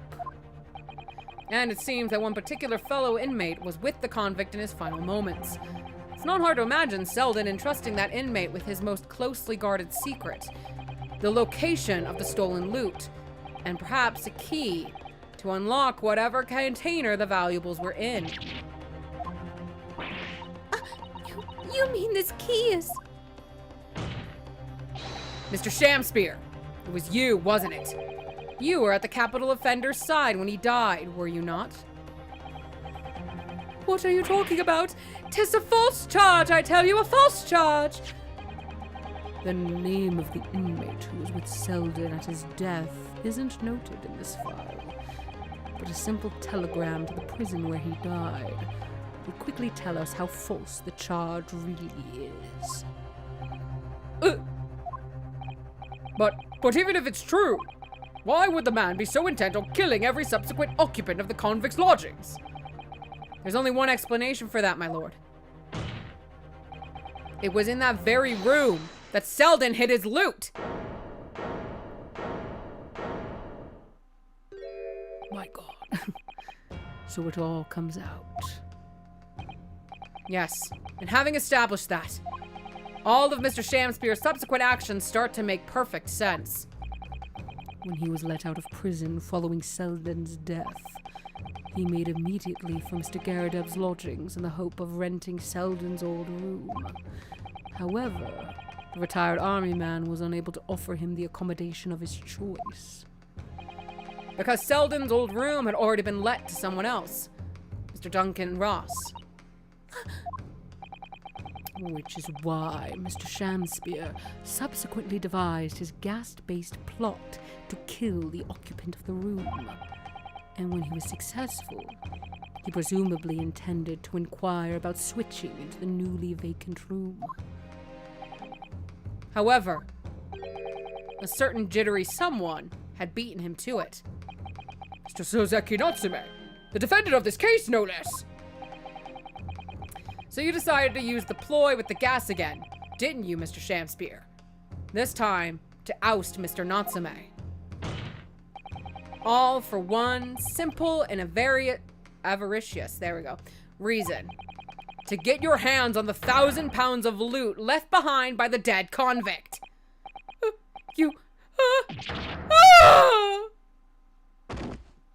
Oh, he's dead.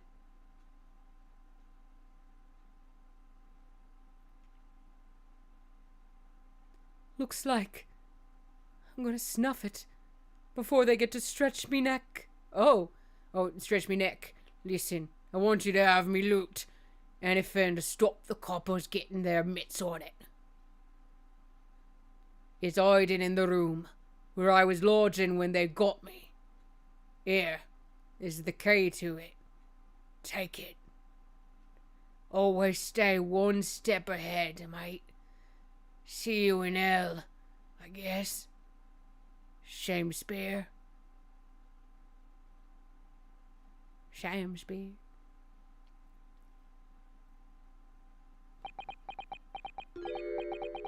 It's mine. What did you just say? It's mine. That loot is mine. Oh my god, hi. Mr. Shamspeare? It's all lies. I don't accept any of it. Why should I? After all, you don't have a shred of evidence. You can't prove I killed that fellow. Forsooth, I'm the victim here, remember? Isn't that right, ladies and gentlemen? If I don't admit to it, there's nothing you can do. You can't arrest me. For the time being, anyway. Verily, you can't arrest the victim, can you? Isn't that right, ladies and gentlemen? I'm so close, I just need a few more hours. I swore to myself that I'd get my hands on it, and I can almost taste it now. Do you really think I'd just give up? There's no question in my mind now. This man is guilty through and through. But he seems so utterly intoxicated by the idea of that loot. I'm afraid that however hard you press him, he'll never admit to what he's done, Mr. Naruhodo. There is a way. Pardon? There's one way I can finish him. No! He's already committed the most heinous crimes to get his hands on that loot. Which means, all we need to do is find it first. Fine plan. Were it not for the fact the police thoroughly searched the room following the death of Mr. Ross. If it's there at all, it must be very well hidden indeed. Without conclusive evidence, I certainly cannot rule. If only there was some way we could find the convict's loot quickly. This is the final piece in this complex puzzle. But I think we might have it in our possession already. Or rather, I think we may well have something that can help us find where the loot is hidden.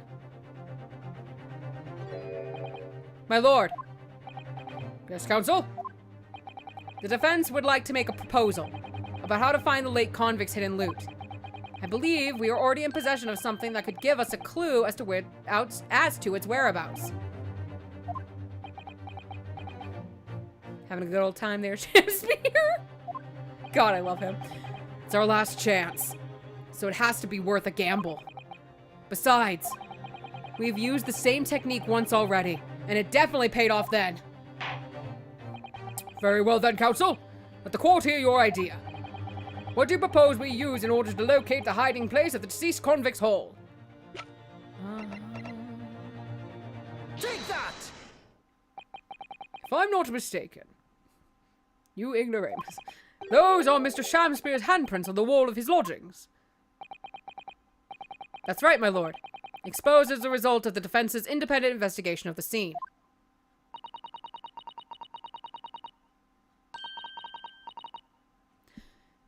Based on a wonderful new discovery in the field of forensic science by the great detective Mr. Sholmes. Great detective? Is that some kind of joke? Do you really think I'm going to be daunted by a man with such a ridiculous title? I should think the great bard ought to recognize such a title when he hears one, Mr. Shamspeare. Hello.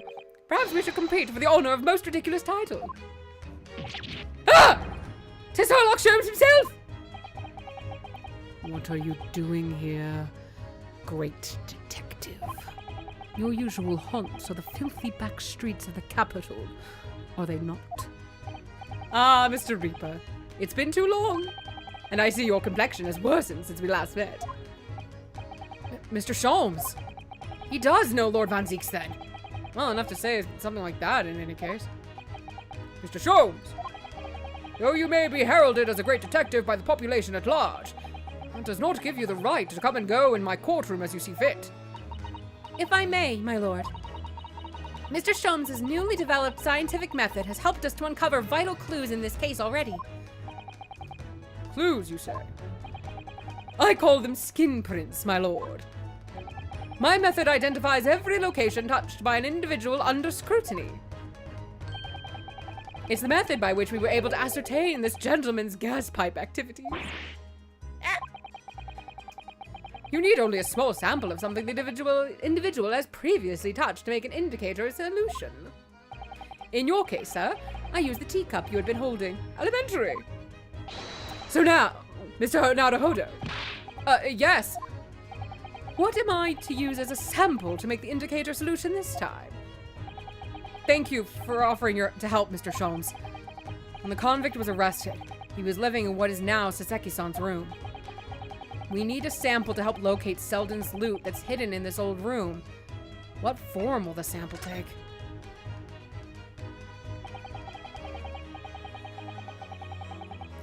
We will need something of Selden's in order to create the indicator solution to find his loot.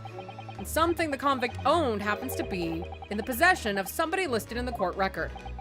Upon my word, Mr. Nodahodo, your powers of reasoning appear to be on the up. So, which particular person do you have in mind? From whom can we obtain a possession of the late convict Selden to create the indicator solution? Take that!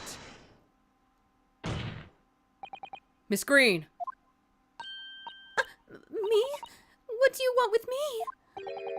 The key around your neck, if you please. Sorry? That key belonged to Selden. There will be remnants of secretions from the man's skin on its surface that we can use. Very true. That is the sample we need. Using it, we can create the indicator solution required for Mr. Sholmes' skin print seeker. And find out exactly what Selden touched in the room that he used to rent. Ah! Mr. Shamspeare, as one great to another, I assure you. If the late convict's haul is hidden somewhere in his former lodgings, I shall uncover it no more than 30 minutes. So, Mr. Shamspeare, the truth is well within our grasp now, and as such, you will never get your hands on Selden's stolen wealth.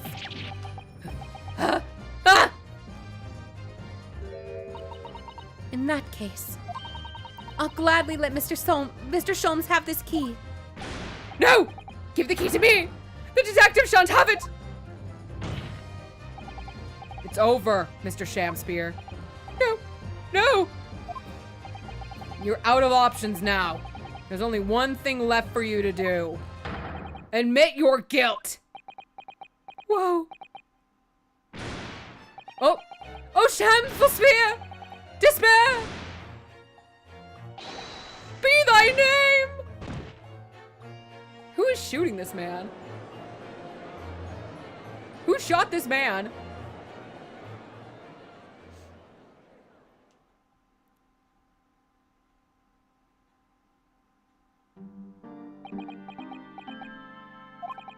I never intended to kill the man. I just wanted to drive him out of the room. That's all.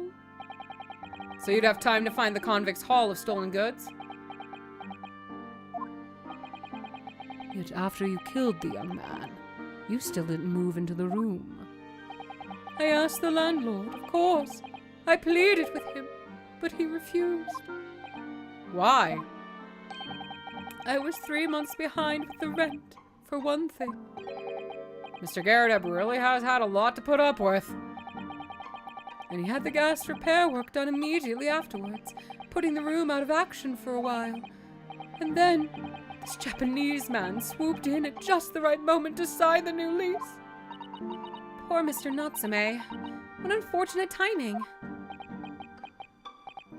Then 5 days ago, after the incident on Briar Road when the Japanese fellow got himself arrested, I thought I'd finally have my chance, but it wasn't to be.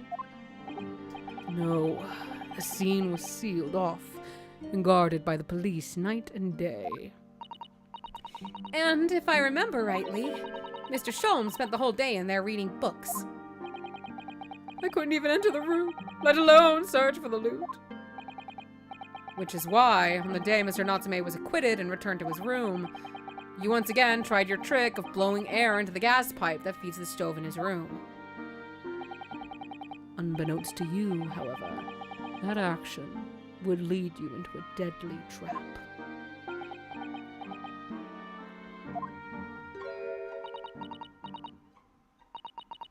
William Shamspeare. How does it go? To be or not to be? That is the question. From Shakespeare's Hamlet, Act 3, Scene 1.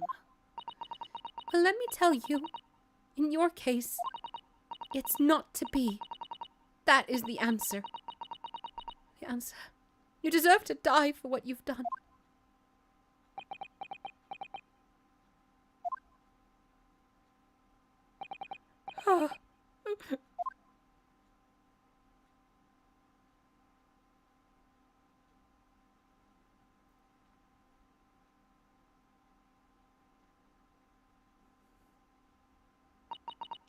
first, I really did think it was just a terrible accident. I'll never forget our conversation the night before Duncan died. The gas supply in my new lodgings are a complete disaster, you know, Olive. The gas supply? Yes, the stove always seems to go out in the middle of the night for some reason. That's no joke. They say it's the convict's curse. Oh, Duncan, please, don't stay there. I don't care how cheap it is.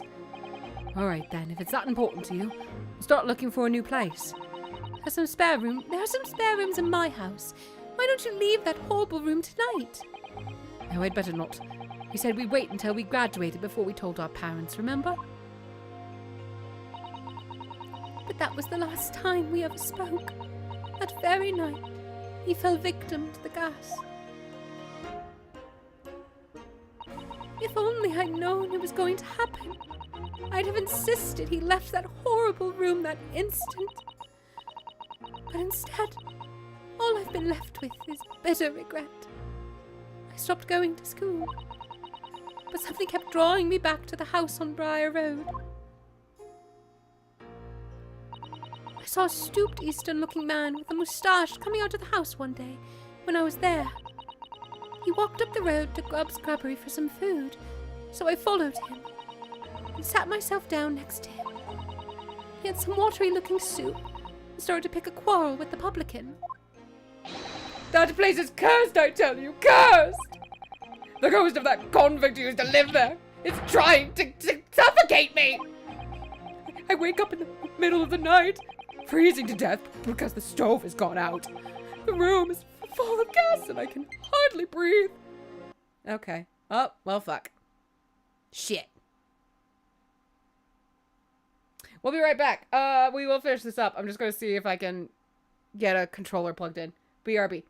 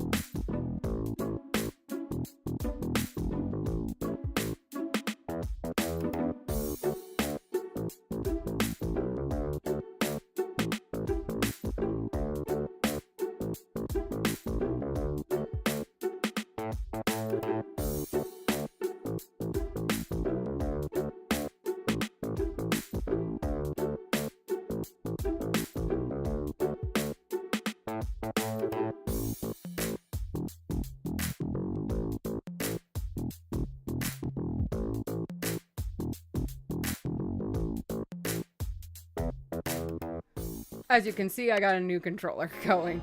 God, that took way too long. Oh, and that cord is very tangled. Oh, I'm not putting us to another... To be right back while I fix this. Oh, God. Honestly, can I unplug? Cool. Doesn't have to be plugged in, thank God. The room is full of gas and I can hardly breathe. But the pipes have been checked. No problems there. It's like I'm the problem. That's what they're telling me. Well, that's what they're thinking. But how could that be? Duncan was gone, and now this man had almost suffered the same fate. Could it really be a curse?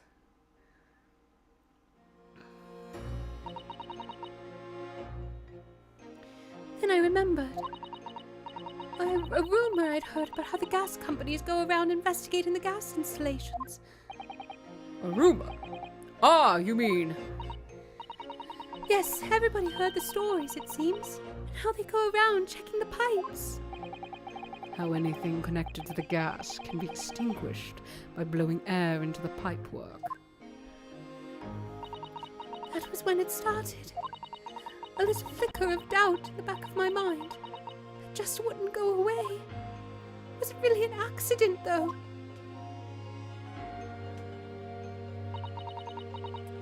Once I had the idea, it wouldn't leave me alone.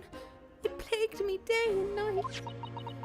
So I bought this at one of the black markets in the East End. A black market? I'd never been. I just heard people talk about them. You really can buy anything you can think of there. In some ways, being able to get my hands on this so easily made me even more determined. I had to find out one way or another.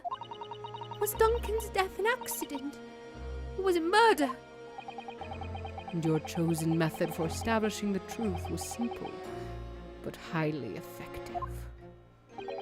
Smear poison on the gas pipe that you suspected the man of tampering with, and wait.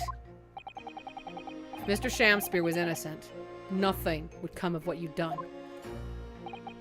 But if he was guilty, he would pay for his crimes dearly. I found out the name of the man I suspected, William Shamspeare. Then I wrote him this little note. I have information regarding the death of Duncan Ross. Come to the Slug and Salad on Briar Road at 5 p.m. on the 17th. Don't tell anybody else about this letter or the meeting. It is a matter of utmost importance.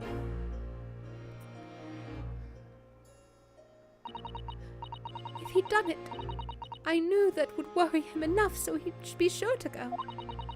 So I waited to see if it worked. And of course, Mr. Shamspeare followed the instructions to the letter. I worked out where the gas pipe was straight away. So I smeared a good amount of the poison I'd bought all around the mouth of the pipe. All the time praying that the devil's work wouldn't be done. That it was all just some wild fantasy. Actually, no. All the time praying that the devil's work would be done, and that the culprit would get his just deserts.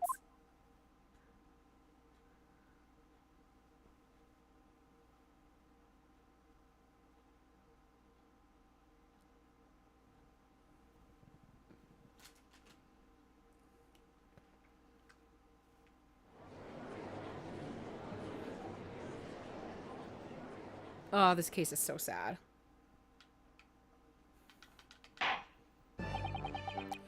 "3 days ago, when you were first stood in the dock before me, this whole affair seemed relatively straightforward."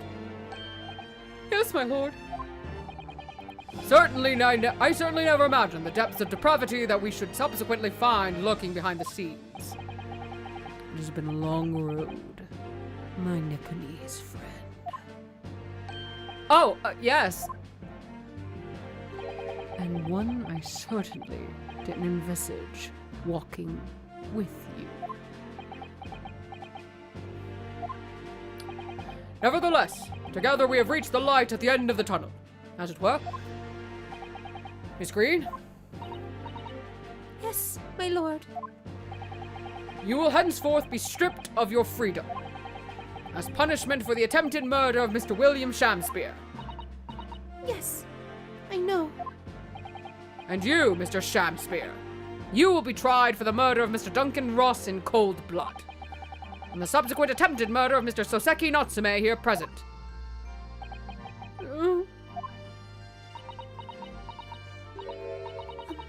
Mr. Naruhodo? Yes.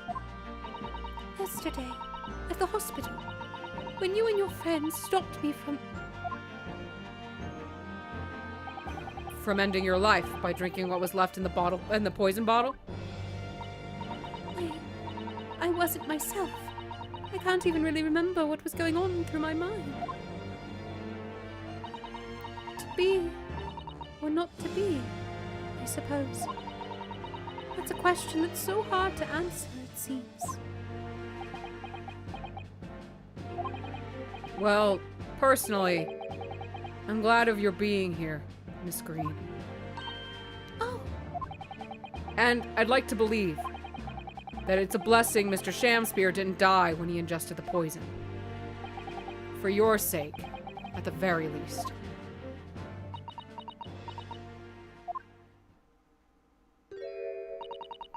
because of you, I chose life, not death. And now, you've made the truth come out at last. Really, I can't thank you enough. Oh, Miss Green. Mr. Soseki Natsume. Yes, my lord. The court declares that you are exonerated from all blame in this matter. Accordingly, I would call upon the ladies and gentlemen of the jury to present a verdict of not guilty. We are in full agreement, my lord. In that case, I hereby declare the defendant Not guilty. Ah. Now Natsume flee the country, never come back. Oh my god.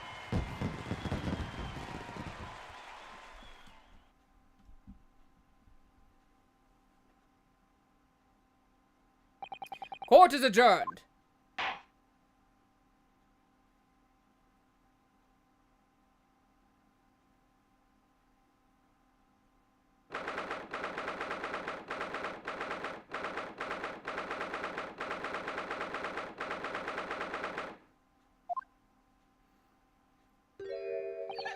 Oh, yes, yes. At last! Divine justice duly done! Divine justice? My dear fellow, if there were any divine justice in this world, you would shave that mustache. No! This has nothing to do with my mustache! Some say that a luxuriant mustache is a sign of physical prowess, Mr. Sholmes. Locum student, Mr. Naruto, Esquire! Once again, you saved me from doom! I'm very happy to have been able to help, Mr. Natsume. Congratulations on your acquittal. Your second in almost as many days. I was first acquainted with and gained affection for English literature whilst in our great homeland empire. And then, by a twist of fate, I was brought to the land that bore the fruit of that literature. Only, the city of bricks and mortar became my prison. Try as I might, I never found my feet here. In the end, I confined myself to my room and lived life through friendly old books. You've had such a difficult time, haven't you? Ah, but a week ago. Now, I dragged you out of that dark and dingy room of yours, did I not? You did. And I've seen more of life in this week than all my years to date. And for the first time, I feel I've begun to see the true face of the English that's so far been hidden from me behind the wall of fog. My dear fellow, there is nothing special about the true face of the English, as you put it. Wheresoever one goes in the world, humans are human. There are few genuine differences. Yes, I think you're right. I finally started to see that. And I've come to understand something. I've worked out why I was attracted to English literature in the first place. It made me see that whatever our nationality, we humans all have the same hopes and fears. We're all just doing our best to live. Well said. Come to feel the same way. I've made a decision, too. I'm going to cut short my study tour here and return to Japan. What? Just when we'd become friends here in England. What a terrible shame. Oh, I know. That does tug at my heartstrings, it really does. But I've decided I'd like to take everything I've learned here in Britain and write something of my own. A novel of sorts, I suppose. Oh my! So you'll be creating your own literature, Mr. Natsume? How wonderful! Well, no, I mean, I wouldn't presume to call it literature! Why not? When that is precisely the definition, Mr. Moustache. I hate you. I suppose you're right, yes. It will, in a way, be literature. But as of now, all I know is that I'd like to try my hand at writing, excuse me. I have no delusions of grandeur. I, for one, would love to read your work. Well, all things considered, it may be for the best. After all, you have once again emerged victorious from a battle with the Reaper. Sorry about that, Poppin. Ah, that's very true. And there is no salvation for a person in the dock when the Reaper is prosecutor. The desire to return post-haste to the perceived safety of your homeland is one I quite understand. My goodness, yes! Faced with such a terrifying prospect. Nobody would consider that cowardly, I'm quite sure. But that's not why I'm leaving! I mean it! Objection! And that was the case that we found ourselves embroiled in 6 months ago now. Soseki-san did indeed return to Japan and submitted a report about both cases to the government. It was on reading that report that Professor Mikotoba was prompted to visit the scholar. And barely any time later, Susato-san was given the news that she must return to Japan as well. On the back of a telegram stating falsely that her father had fallen gravely ill. The only possible explanation that comes to mind is what happened after the trial, on the following day.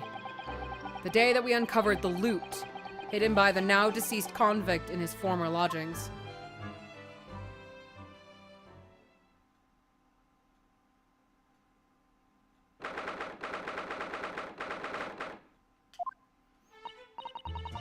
Oh, well done, Mr. Sholmes. How simply marvelous of you to uncover the secret hiding place in just one day.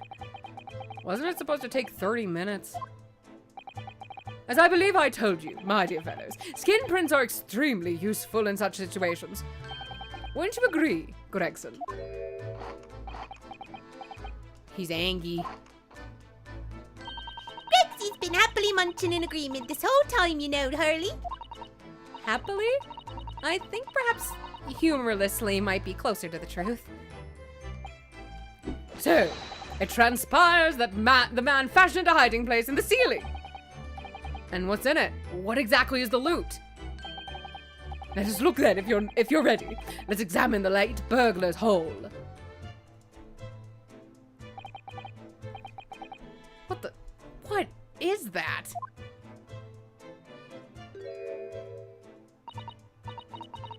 It looks to be some sort of neckband or collar.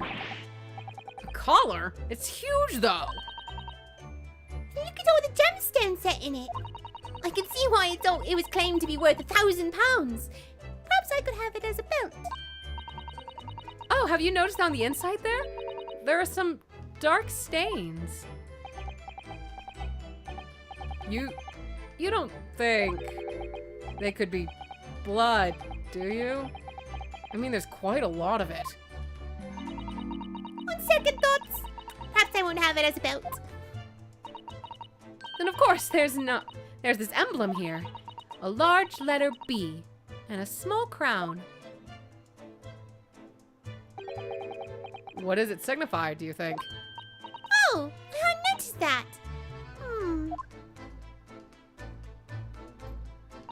I feel as though I've seen that emblem somewhere before, you know?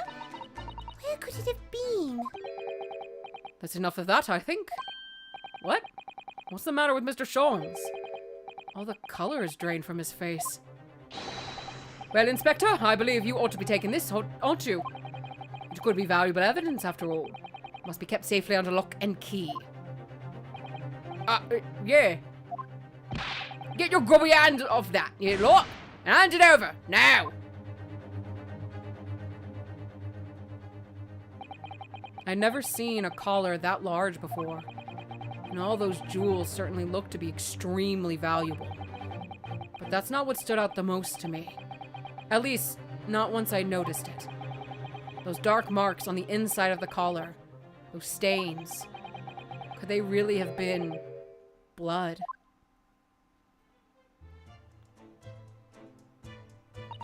Oh, that was a funny case, wasn't it?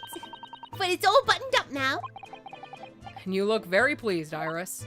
I am, because I was starting to wonder what I could use as the basis of this month's story in the magazine.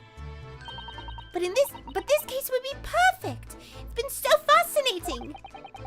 You're talking about the latest installment of the Adventures of Sherlock Sholmes, I presume. The mystery of the knife in the mist, and the mustached man in the convict's curse, perhaps. I could make it a two-part story. Oh, I can't wait! A word, please, Iris. Yes, what is it, Hurley? I'm sorry, but you can't write about this case. It's out of the question. What? Why not? It's the great case. Then I shall have to insist that you limit yourself to the first of your two titles. The second must never be written. Is that clear?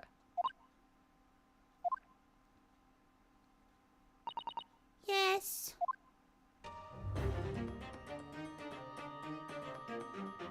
And so it was that the second of Soseki-san's cases became buried in obscurity. Now, looking back, I feel I understand. I can see why Mr. Sholmes forbade Iris from publishing the story. Do you? It would take a little longer before I saw the link between everything that had happened and would happen. For it wasn't until 2 months after the arrival of Susato-san's letter that events began to unfurl again, with an incident that took place at the very heart of the eagerly awaited Great Exhibition of London.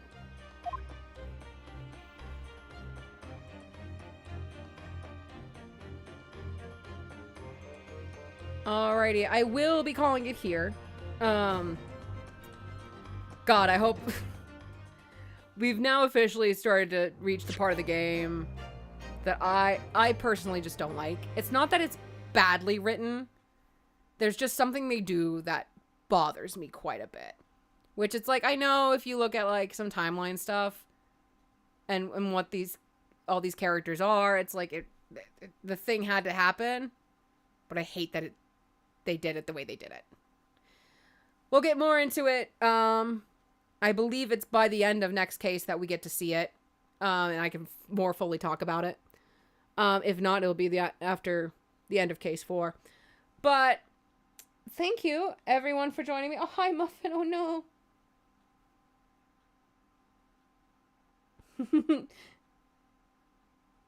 Thanks for the compliment, Muffin. I really appreciate it. Sorry I didn't see it till just now.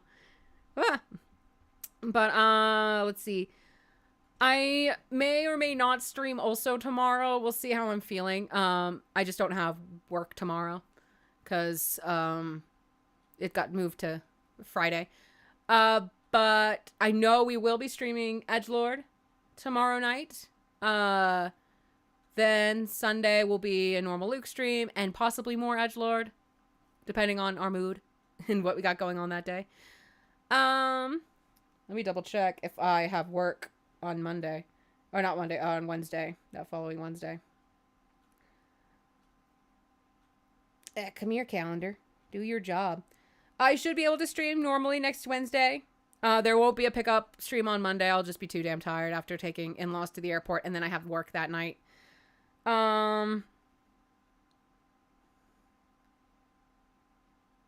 Excuse you. How'd you get moved, thing?